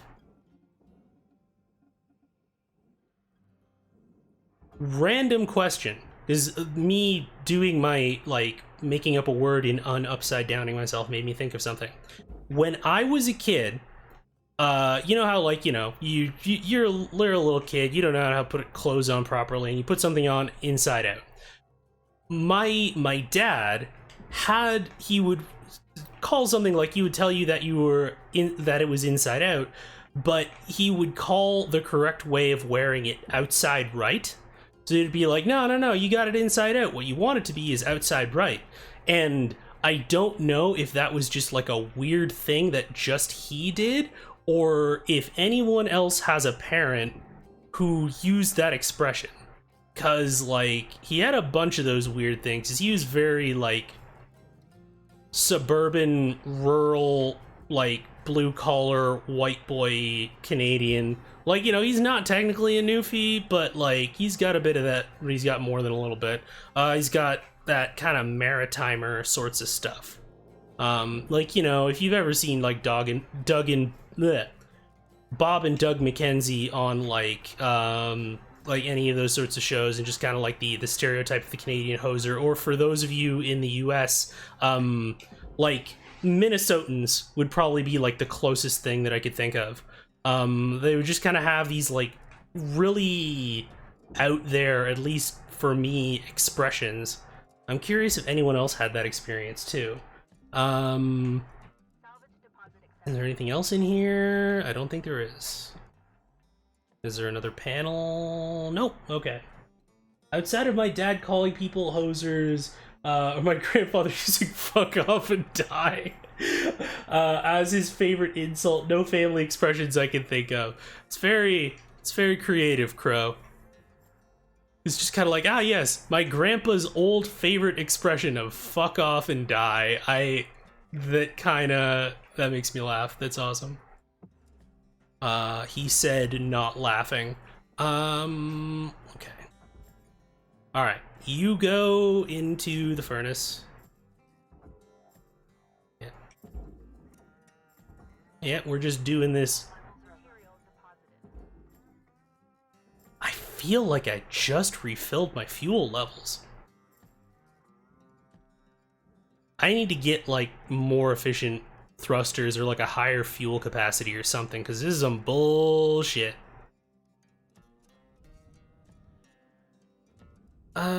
Okay.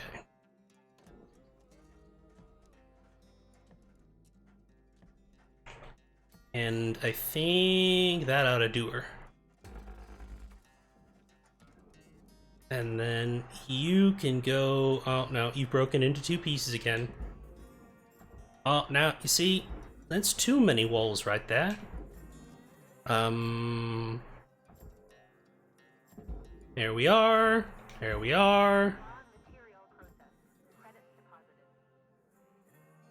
And then is this... Nope, that is light enough that I can move it with my grapple. So I am literally going to need extra tethers for one thing. That is both amusing and I'm slightly salty about it. There we go. Is there any other, like, random debris shit that's around here? What are you? Oh, another poster. You go down there. Let me just Spider-Man over here real quick. Come on, come on. And just go over here. Let me pay my employer for equipment.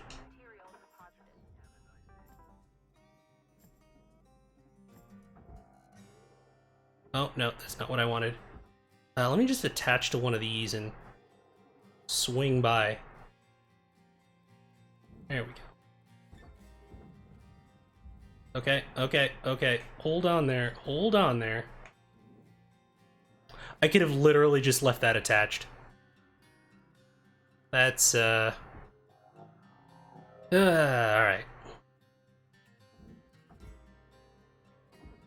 Because it's all going to the same place. I could have just literally left that attached. Alright.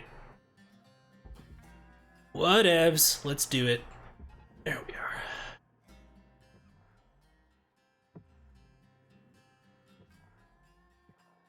Yeah, that's fine. And you, I can pretty much just move myself. Nice thing, at least, is that, like, momentum is a thing.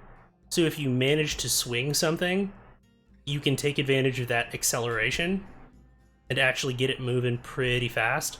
Valuable object. Credits awarded. Okay, get into the nope, nope. All right.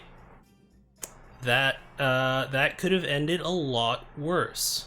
Also, it looks like I'm going to use 2 tethers today. No, are you gonna go? That's what I thought. Fucking ship booty butt crack bullshit. Okay. I think that's everything. Which we got a pretty damn decent percentage of the ship. And it hasn't evaluated that. There we go. I think that's everything. All right, ship accomplished. And I'm not gonna refill my fuel yet, because I'm gonna use up every scrap of fuel like a good impoverished space worker before I do that. Even knew how to say it in multiple. That is commitment to the bit. I gotta say, like, that's impressive. All right, so we've done that. Mastery points. I don't think that gets me another certification, but it does get me well on the way to the next one. Sender undisclosed contract. Oh, okay, this is cool. Because this is one of the union letters here. In this issue, and it sounds just like a union negotiative missive. In this issue, we would like to address our demand of revising the Shipbreaker contract. Did you know the company owns any and all intellectual properties for any inventions or artistic creations made by their workers? That'd be fucked up if that was a thing that happened in real life. Anyways, you signed away the right the moment you took on this job forever. Were you aware that signing the contract, you agreed to not have any body modifications done, such as piercings, tattoos, or contraceptive devices without company approval? Are you aware that the company has free reign over when to terminate you to cook a new spare from the system, so they can just kill you at any time? And that there are no regulations or provisions in place for when that should occur? They can literally do it for any reason. Or that the continued use of a dysfunctional spare is purely at the discretion of the company, not to mention the policy on toilet breaks being a whopping 28 pages long. These and many more aspects of the Lynx Shipbreaker contract are inhumane and in desperate need of regulation for the dignity of our workers. Salvage Workers Unite is determined to have these shortcomings addressed by regulation from the Stellar Commission. So yeah, I would imagine that the idea that my employer can kill me at any time being not something I would like to continue having is an entire valid part of it. We're implanting kill switches into you is basically what I mean. Basically either that or they just have someone watching the shipyard and they're like, all right, well, this one's slowed down, kill it so that we can use the your genetic code which we harvested off of you and now own to make a new clone so that you can continue working for us. To be 100% honest, it seems like the next logical extension of how Amazon treats their workers. Once, if Jeff Bezos gets his, moon sweatshop idea off the ground. I started out slow. I wouldn't last long in this future.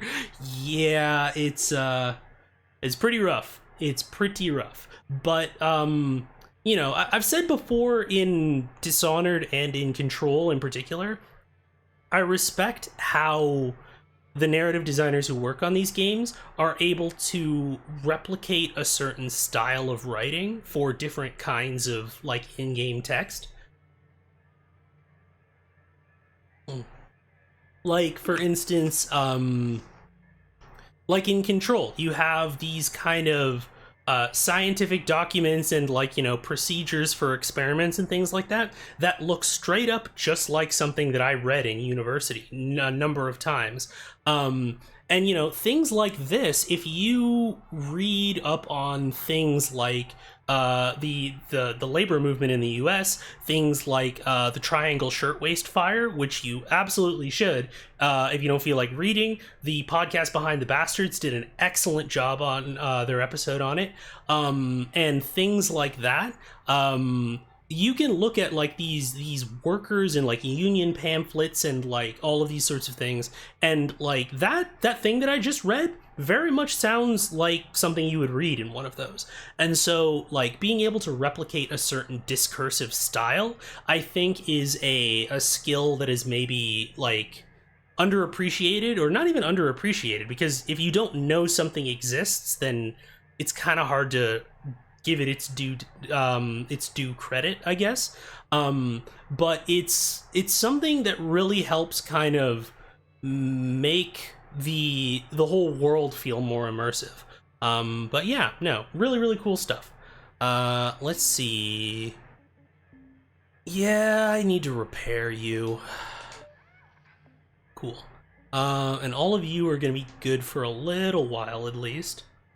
I need to start getting ships with some computer data in them so that I can get some more credits. Let's see. Let's view the ship catalog. And these are all ones that are going to be...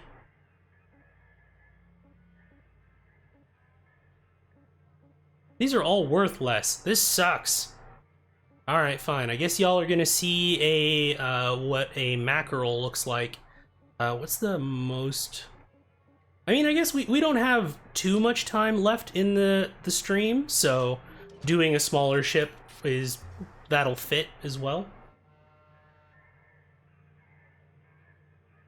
Now, I'm wondering... Whoop.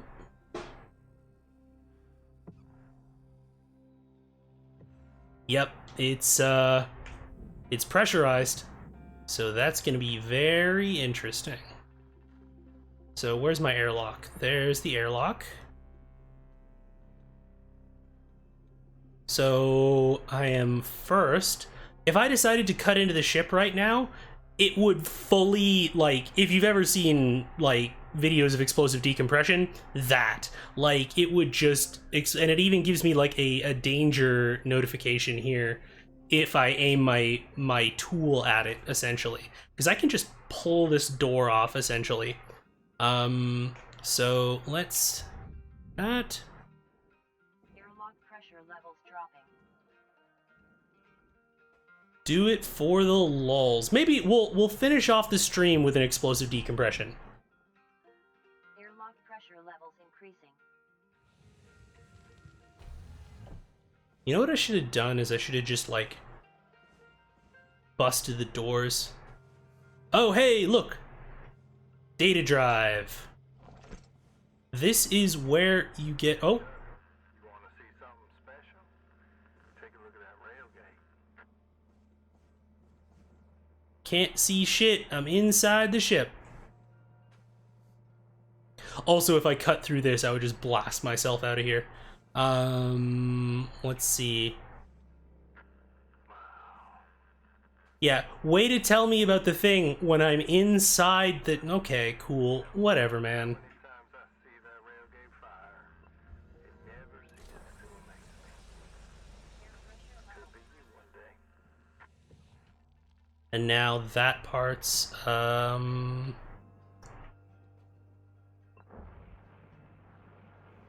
pressure level increasing. Okay, that's not what I want, though. And yeah, no, we want this to be... Air pressure level decreasing. Okay, so let's take out the floor first, because then we're going to get rid of all these chairs. And then I'm going to circle back around to the outside of the ship. I'm actually going to have to pull these chairs up first, it looks like. Because I can't get to the bloody girder underneath here. Or, wait, maybe I can. If I do it upside down.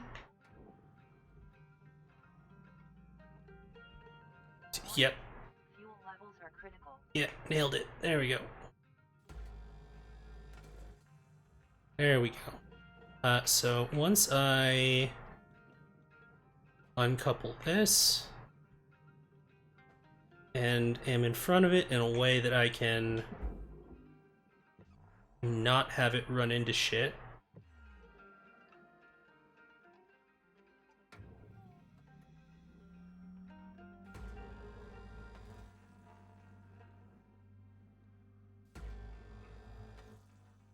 Yeah, we might actually have to detach it from the cockpit first.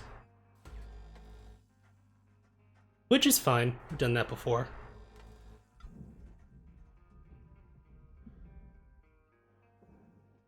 I mean, okay. That had some sass to it. I don't know if that was entirely necessary. Okay. Come on, this way. Okay, actually, what are you caught on? I'm gonna send this into the processor, then I'm gonna get some thruster fuel. What is it actually attached to?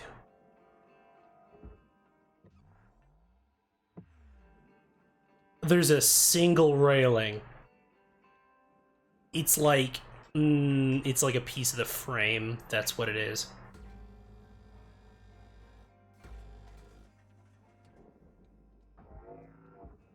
There it is. Okay. It should work now. There we go.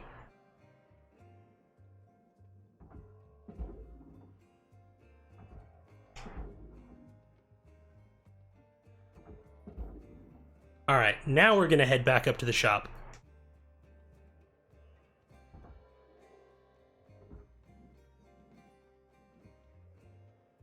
And break. Gonna literally use the last of my fuel to get to the kiosk to buy more fuel. Oh, the capitalist hellscape in a nutshell.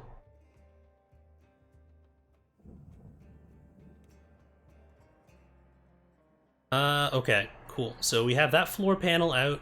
We have the crawl spaces pulled out. We have power cell there. We don't have cables. Interesting. I was fully expecting to have a bunch of those. It's probably a bad idea. No? Okay, cool.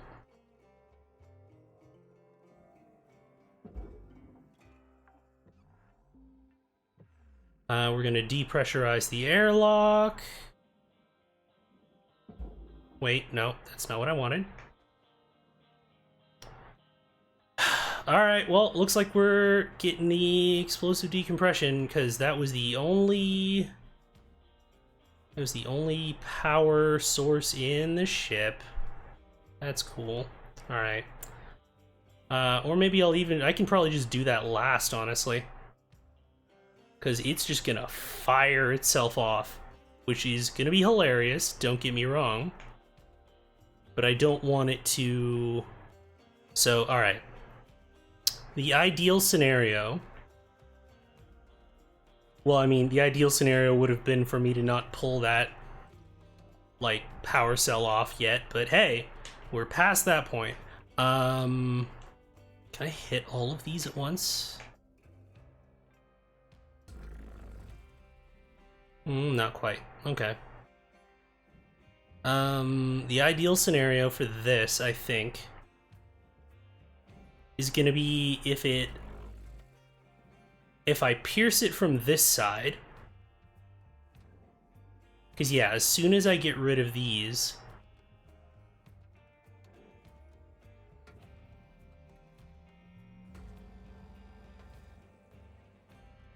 like after we had all those fasteners on the other one, as soon as I get rid of these, the whole thing is just gonna use the air and like jettison itself over there. So I should clear anything that's fragile. And the other side wall over here. Secured. Credits deposited.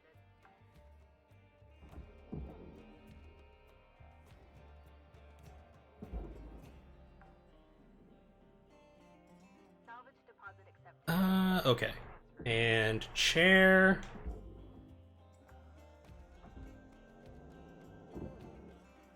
Computer panel.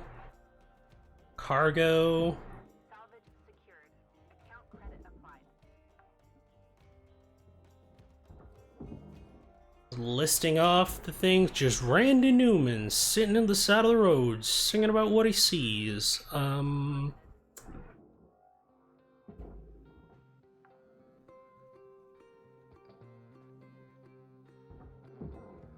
I mean, that airlock control panel is basically useless, so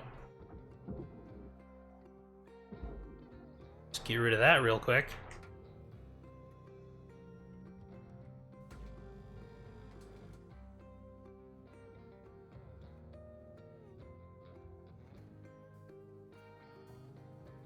Yeah, I mean, that inner wall is like going for a ride no matter what, so.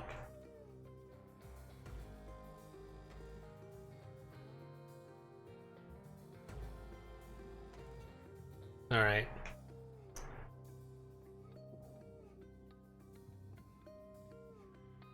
Because this is still attached to the frame. That's gonna be a problem. But I can probably get this roof panel off, at least.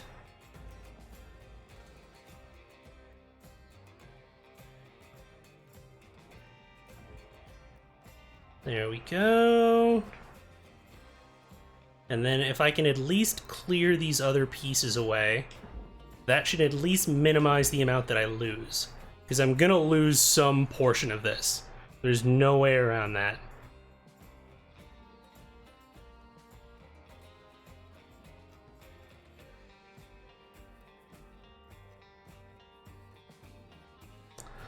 Let's see. Processing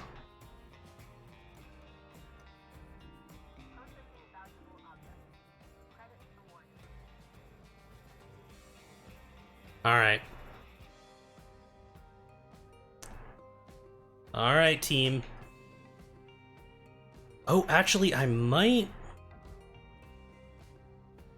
okay. Okay. That's not terrible.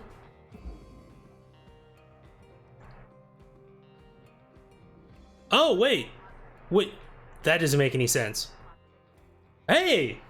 Look at that. It was gradual enough of a decrease and a small enough compartment that they were able to that I was able to contain the decompression and minimize the damage.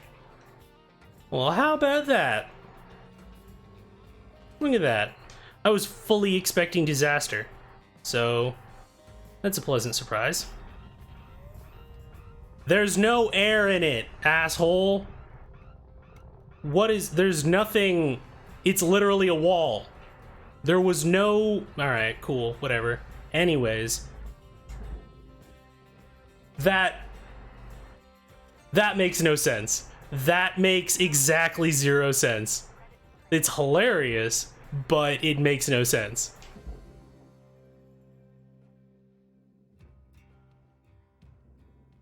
Anyways, back to work as usual.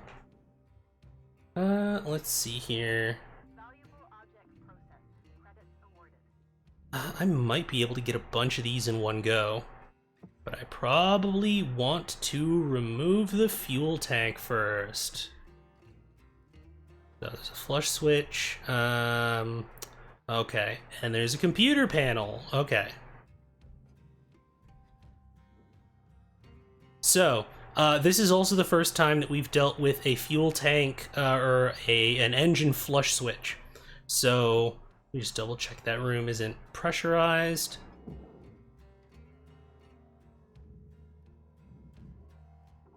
And would you look at that, the reactor's in there too. Oh, hey, look, repair kits.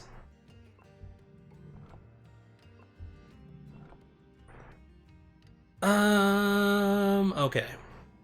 So this is clearly useless. Normally what this would do is I would be able to put a key into this and manually ooh, thruster fuel. Really wish I knew that was in there. Beforehand, I mean. And I would be able to flush the fuel from the... I have literally never seen this word before this game, but nacelle? I'm not entirely sure. Basically, these side engines over here.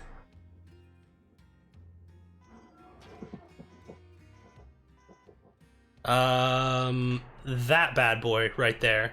Let me just get this shit out of the way. Come on, all of you are going to the processor anyways. Come on now.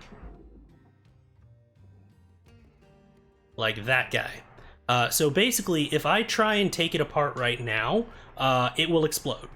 Because there's still fuel in the fuel lines. So I'm hoping what I'm about to do is not going to cause something to explode, but we're going to find out.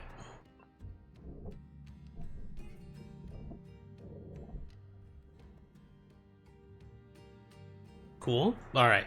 Excellent. And now I can also safely remove this fuel tank. And it can go down here. And presumably, we should be able to do it on the other side.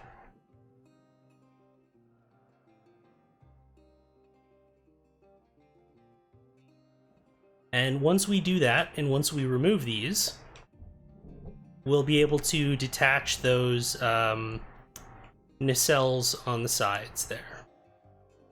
Or at least we can cut through the cut points without any deleterious effects. We thank Abria Iyengar for that $5 word. Salvage secured. Okay. So we got this. And gonna take these out. And take... Get both? I did get both. Good. Come on. Go to your home. There you go. And we can do the same with this one.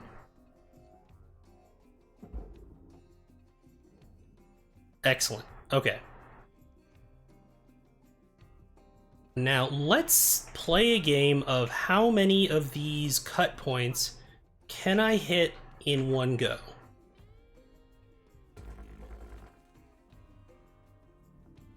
Okay, not that many, unfortunately. The range on my split saw isn't super great yet.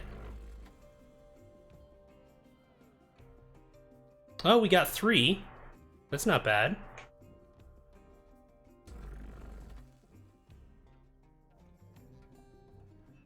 Alright, and I should be able to just do that. And this. And just boop. I'm just gonna cat headbutt this real quick.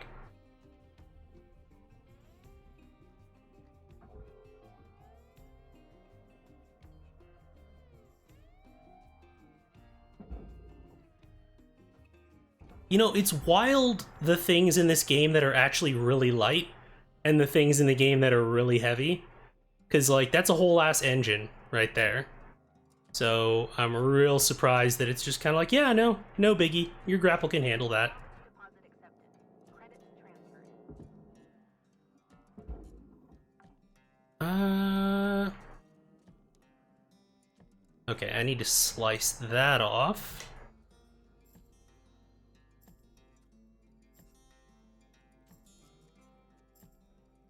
Wait.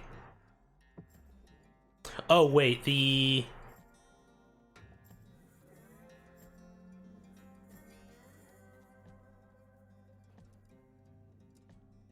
So how much of this is... Okay, it looks like we're gonna do the thing of I'm going to slice a wafer-thin portion of this off. There we go. Because these two things are supposed to go to two different places.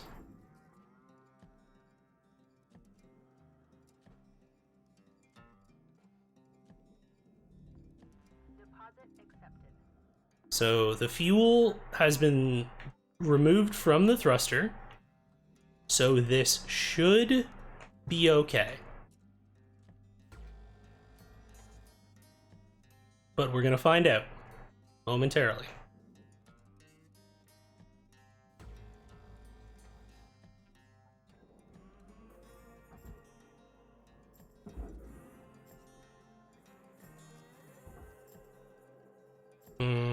Okay. Interesting. Valuable object processed. I think we're approaching the time where I am about to get blown up. Because there is a manual flush switch I think I remember seeing in the engine room here. And there's normally like a utility key that you can buy. With minimal risk of rupture. I'll take minimal risk, sure. Let me just back up real quick to take my minimal risk over here.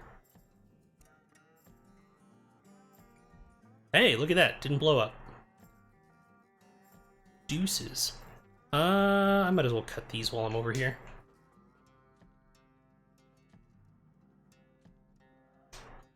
How close can I get?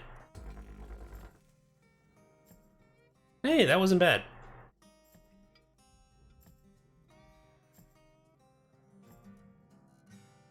Can I get all three? Hey. Alright. Spider-Man over here real quick.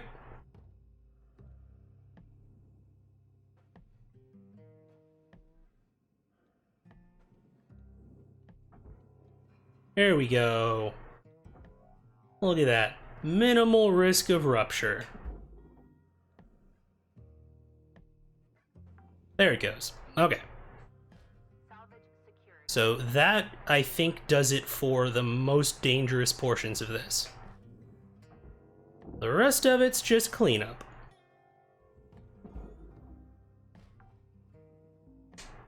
I can actually go... Credits deposited. I can just fully Lemmy-Winks this and go in through the ship's ass.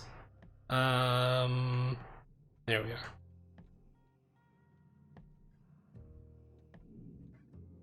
Yeah, okay, please, door, please get out of the way. Thank you. More thruster fuel, excellent. I would have loved to know that that was there before. But, you know, it happens.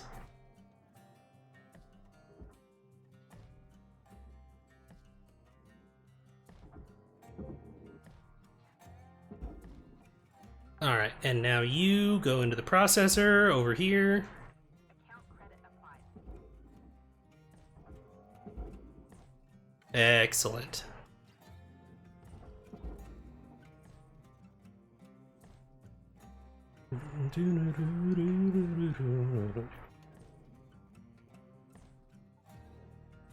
Just music isn't anything too complicated, but it's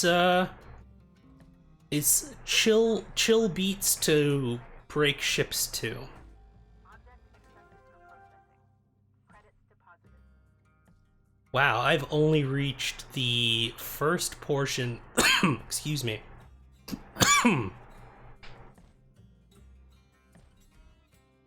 Oh, I haven't gotten the reactor yet. That's probably why.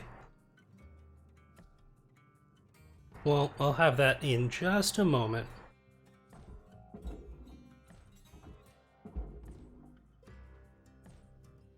Because I have the floor taken out, so that's not a problem. I'm just gonna send that over there. Valuable object processed. Credits deposited. I should get away from the path of the nuclear warhead, is what I should do. Deposited.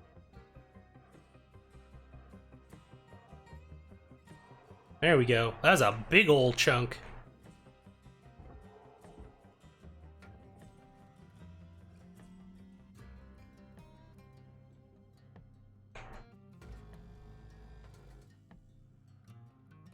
I imagine that shooting the thruster fuel would probably be bad.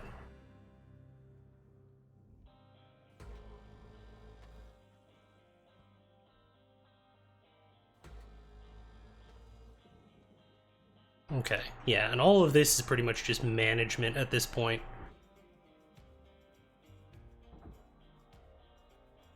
Get on over there. Go on, get.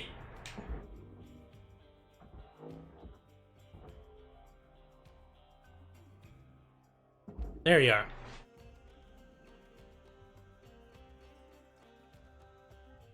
I think the tunes are pretty quiet for y'all right now, so let me turn that up just a little bit so y'all can enjoy that with me as well.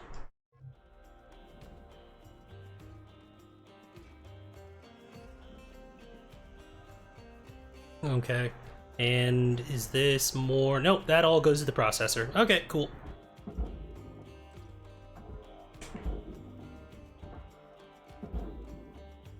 There you go.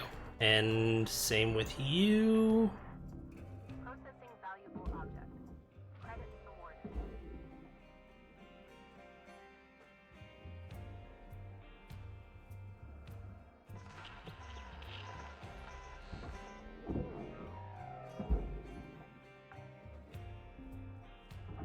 Salvage secured. Oh yeah, that's gonna come right off too. That's not a problem. Do. So how's everybody doing in chat? Everybody enjoying food, having a nice end of your day, chillax? What's everybody up to? How we doing? Might as well check in. I don't really have a whole ton of commentary at the moment, though if folks have thoughts and questions about this, I am all about the discussion of design and such, Salvage deposit accepted. and would love to hear people's thoughts. 25 minutes is dinner time, and we're having pupusas. I don't believe I'm familiar with what pupusas are. There, Ten Bear. Could you please enlighten me? Give me that. Give me that light. Okay. Yeah, that's gonna shoot right off. Credits deposited. Do. Yummy is what they are. Okay. I mean, I buy it. I believe you. Am I gonna do the lights now? I'm gonna do the lights now. Get it over with. There we go.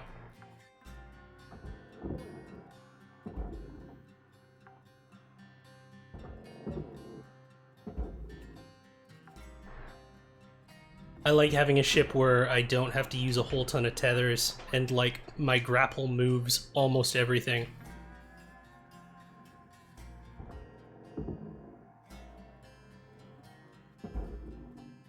There we go.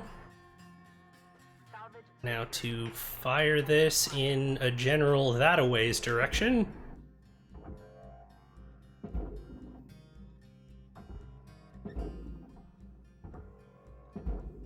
There we are. And the last C section, that's not the term that I wanted to use for that. It looks like a backwards C. credits transferred. You know what I mean. This outer shell. Excuse me. Processing valuable object. I don't know where that cough came from.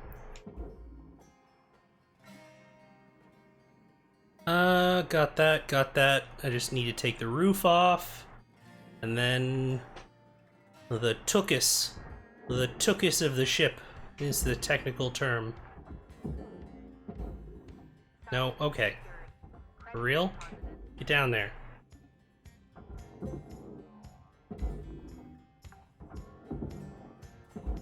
Salvage secured. Account credit applied. Shares! Shares! Everywhere! Salvage deposit accepted. Credits transferred. Yeah, we're racking up points now.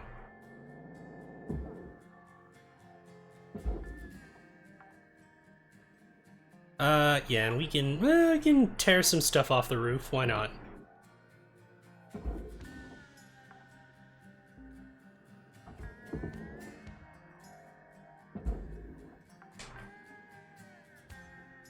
And Account credit applied.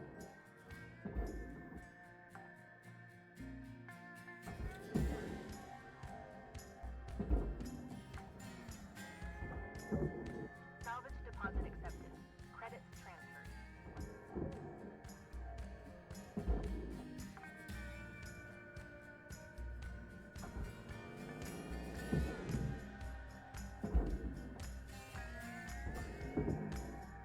Salvage secured. Credits deposited.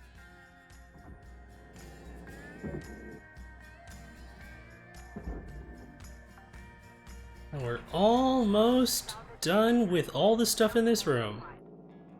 It's a nice, efficient evacuation. How I like it. Okay. No, okay. Please don't break the computer.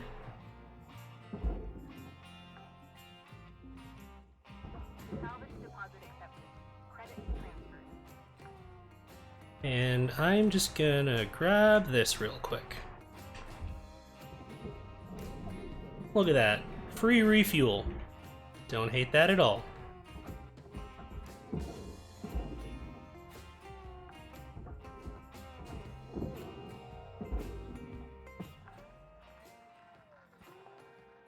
There is another light there. I thought I missed one. Beautiful.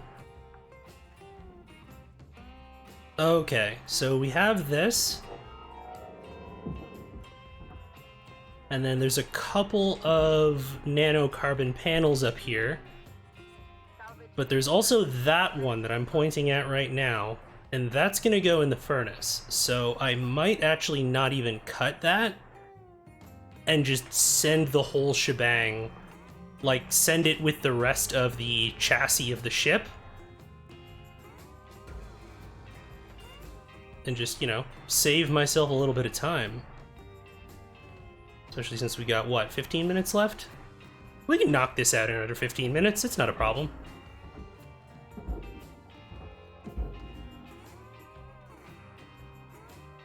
Okay. Alright, so there's more thruster fuel over here. I'm probably gonna just use that to top off before I send everything else into, like, the furnace.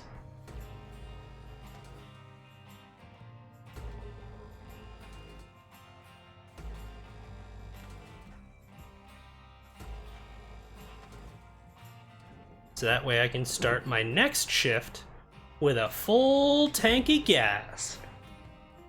Alright. Salvage secured.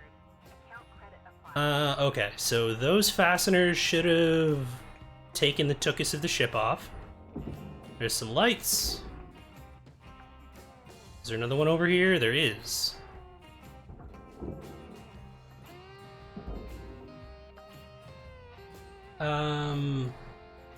Fantastic dinner, 10 bear. Yes, I do too. A delightful, satisfying meal at the end of a long day is a many splendored thing, and I hope that you get to enjoy it.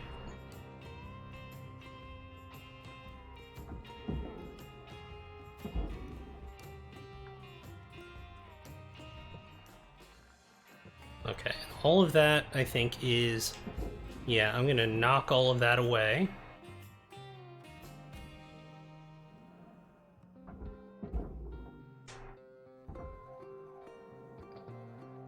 We're just gonna lasso that back.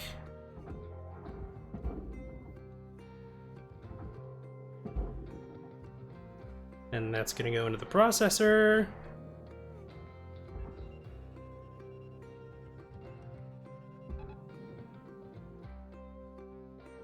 And that'll take care of that.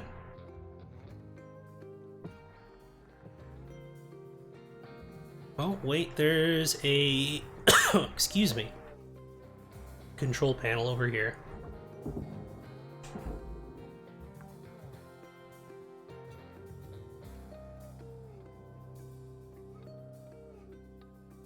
It's supposed to go into the processor that's in here. Processing valuable objects. Oh, it's the front end of the ship. Okay. That's not a problem.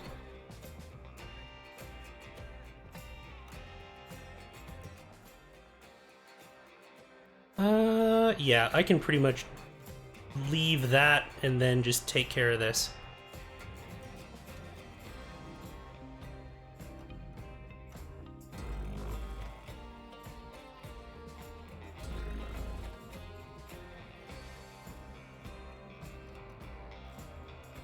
I would love... Can I angle this? Not quite.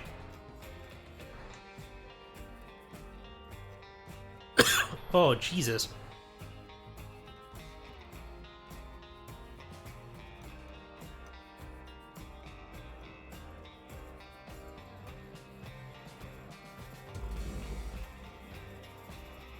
Okay, the far one... It didn't get the far one, but we can deal with that.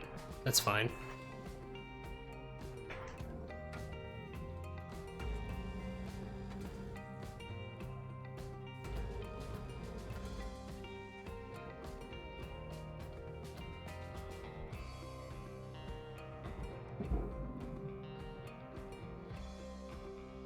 And let me just move you over here.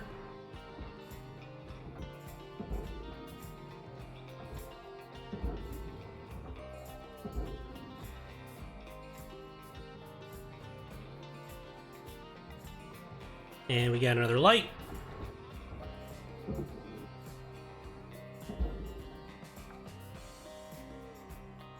Salvage deposit accepted. Credit transferred. Let's see if I can just fire it in here from here. Eh, pretty close. Object accepted for processing. Credit deposited. And then I just need to separate the shell from the inner hull. Salvage secured. And I can do that by removing a couple of these little girders that are in here.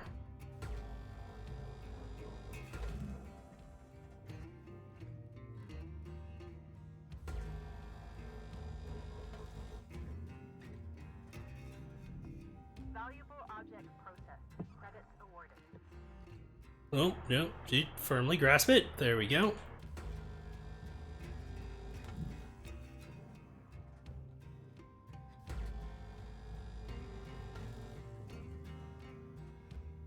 And I can't go in there, so...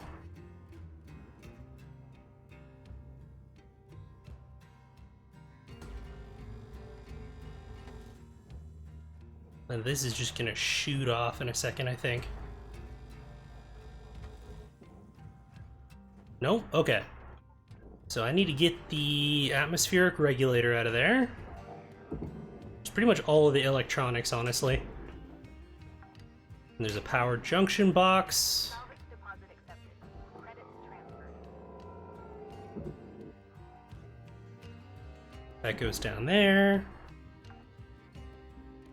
And then we remove all of these. And the cockpit might punch me in the face, so let's see.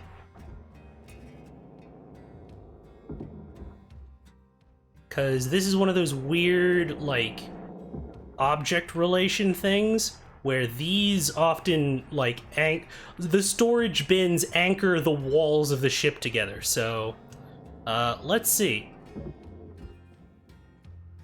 Nope, okay, interesting. Not complaining. Oh, wait, did I not? I thought I got those.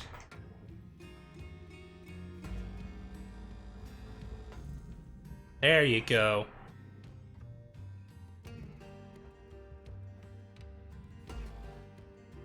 Okay, could you please... Come on. Come on.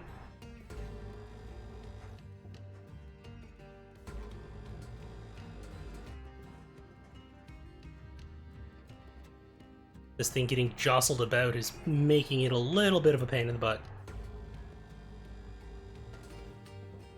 There we are. Okay, now, where did everything else go? It just shot out the butt right over here. Salvage secured. Credits deposited. Okay. I think that's most of everything. There's like a couple panels of aluminum floating around somewhere.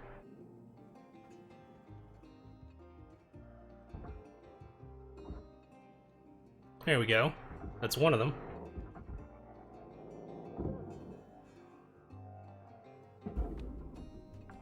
I just happen to have a computer attached to it. Salvage deposit accepted. Credits transferred.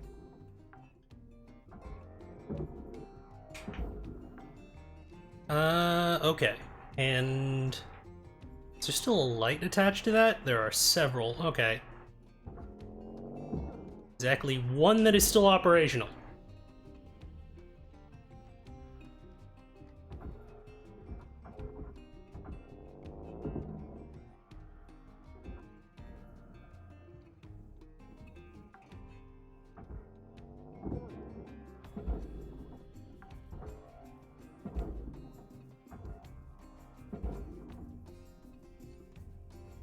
Okay, so now there's one storage bin, a couple of computer monitors, and then I think I just need to carve the glass out of the front of the ship, and it should be good.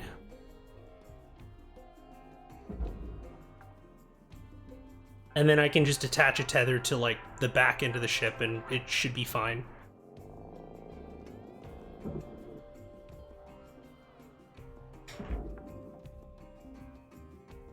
Oh, I don't want to go into the barge.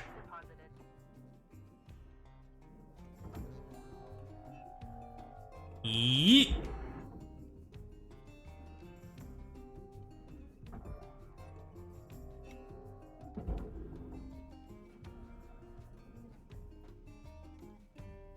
Okay.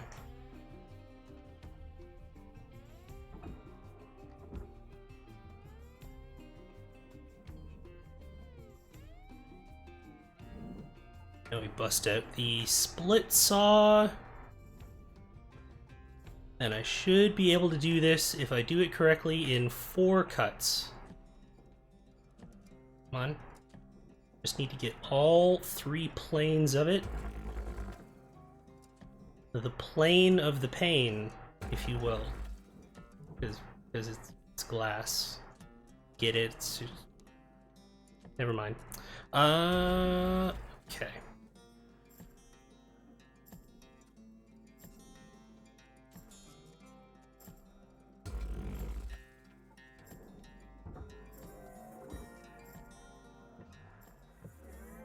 Well, I didn't get this side over here properly.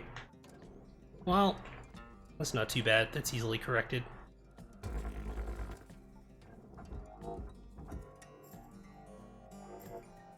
You go over there.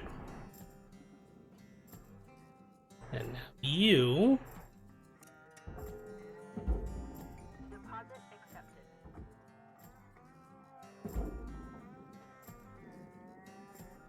This is one of those ones where I'm like, okay, do I want to use the tether? Or do I just want to push it a bunch and have the velocity from that be additive? And the answer to that question, as you can see, is actually quite easy. It'll be kind of nice when I don't have to do that, but hey, we're all about solving problems here on the Stream of Consciousness. Processing valuable objects. Credits. That's all of the major objects in here, so I'm gonna grab this free fuel up. Well, or I could be on fire. Recommend maintaining a safe distance from flammable items. So much for that.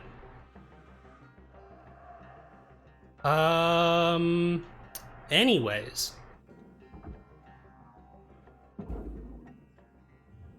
Material deposited. Well, at least I have more stuff to put in the furnace.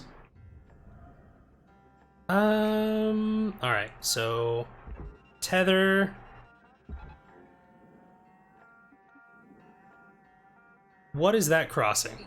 That should be fine.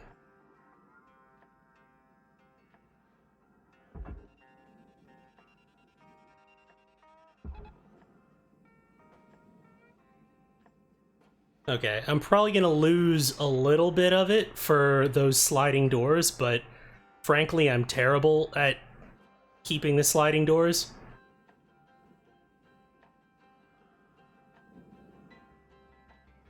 Come on, get in there.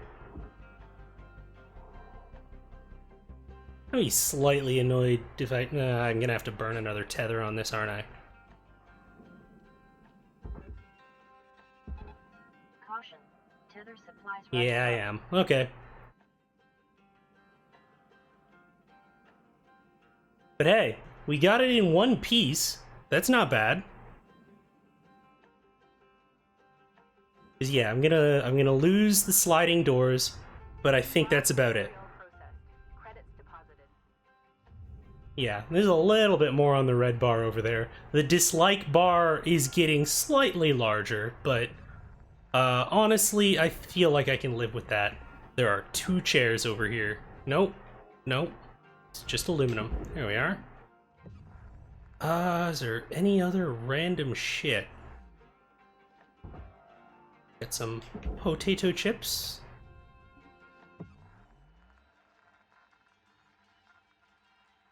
And a bottle of water. You know what? No, fuck that. We're not dealing with that.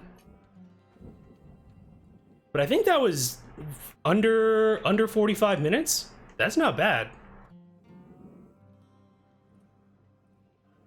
So we are gonna go back into the hab. It is right on time. Look at that. That's not too shabby at all. And I got a repair kit. Oh, that's kind of cool. So if you get it past a certain amount, then you also get resources. Okay, that's an improvement. I like that a lot, actually. I didn't even notice that. Hey there. Oh, hey, look. So Weaver got busy and asked me to review your salvage records today. I saw that you snagged an old data drive in that ship. Look, I know that the networks on Earth don't really give you the full picture about what's happening across the colonies. Don't want y'all getting a read on what's actually going on off Earth. These data drives, though, they're uncensored info, and they'll give you the full view. Sometimes it's useless junk, you know, someone's recipes or bad photos flexing in front of the mirror. Other times, it's a corporate rail mail or a ship captain's personal log.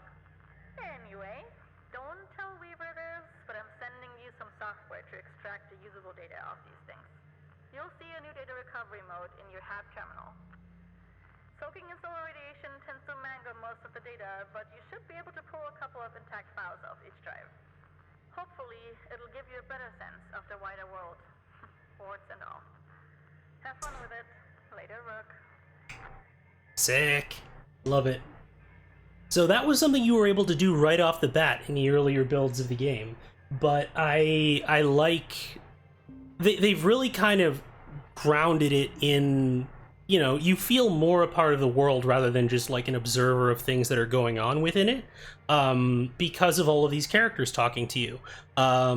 So yeah, no, I like that a lot. Spacing out stuff over time. Yeah, exactly. Outstanding. Incredible. I love it.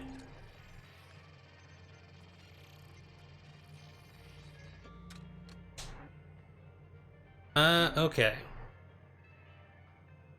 Air quality has gotten worse pretty much everywhere on Earth. Accurate. Had an inauguration for another mine last week. They gave us beer. Dehydrated stuff they mix with alcohol and fizzy water, but hey, it gets the job done. Came up from Florida when it was evacuated. Yeah, that weird thing how The Simpsons keeps predicting stuff that's, let's see. Both of us had to tackle it before he completely vented and died. Classic Ryan. Let's see. Seed in the account. Was thinking maybe you could get yourself some fruit or a real beer to celebrate with me. Miss you, babe. Can't wait to bring you here. Minesweeper is an interesting analogy to Shipbreaker, actually. That's actually, yeah. No, I could 100% see that. It's just the, like, you know, this is inert, oh wait, this explodes, that sort of thing. Yeah, clear things as quickly as possible while being careful enough not to blow yourself up. Yeah, no, that's actually a really good analogy, 100%. Let's see. Nice. So do I get any? I do get credits for that. Sick. I love it. Let's see. Thrusters are at 55. I'm not gonna repair anything quite yet. Can I upgrade anything? Tether amount. I might get more tethers. I do want to, I'm actually interested in getting this now because there was like the audio resynth of being able to hear radio signals around you, but there were no characters before, so I didn't really care. But now there's like 3 or 4 NPCs working in adjacent salvage bays to you, and now I'm really interested in getting that upgrade. So, you know, kudos to Focus Home Interactive for, like, now I actually really care. Okay, so we're gonna get some more tethers. And then shouldn't be too long before I can get that. Yeah, that shouldn't be too much longer. But before we get to that, that will probably have to wait for another time. So let me just transition here back to IRL. And oh god, it's so loud. There we go. Thanks everybody for coming by. It's been a while since I streamed, and it was nice to get back to it. I think the vacation did me good, and it's good to get back to the old grind. I hope you all enjoyed this game. It's one of those games, it's a non-violent game, it's a really interesting and well put together game. It's a game talking about, like, you know, workers' rights and unionization and everything, which is pretty dope. I hope that it wins all the awards, so if you enjoyed it, you can grab it on Steam. It's like $30 or something right now, and I feel like it's well worth the purchase, personally. But yeah, next week, we're going to be doing the longer streams on Monday and Friday, 5:30 to 9:30 rather than 8:30, as we seek out a clear of Horizon Zero Dawn's main story. But let's see. I think that we are going to go and hang out with the always awesome Pleasantly Twisted and see what she is up to tonight with further birthday shenanigans, birthday month shenanigans. As we all know, it's Leo month, of course. So yeah, head on over there. We'll see you on Monday. Take care, and we look forward to seeing you then. Take care, everyone.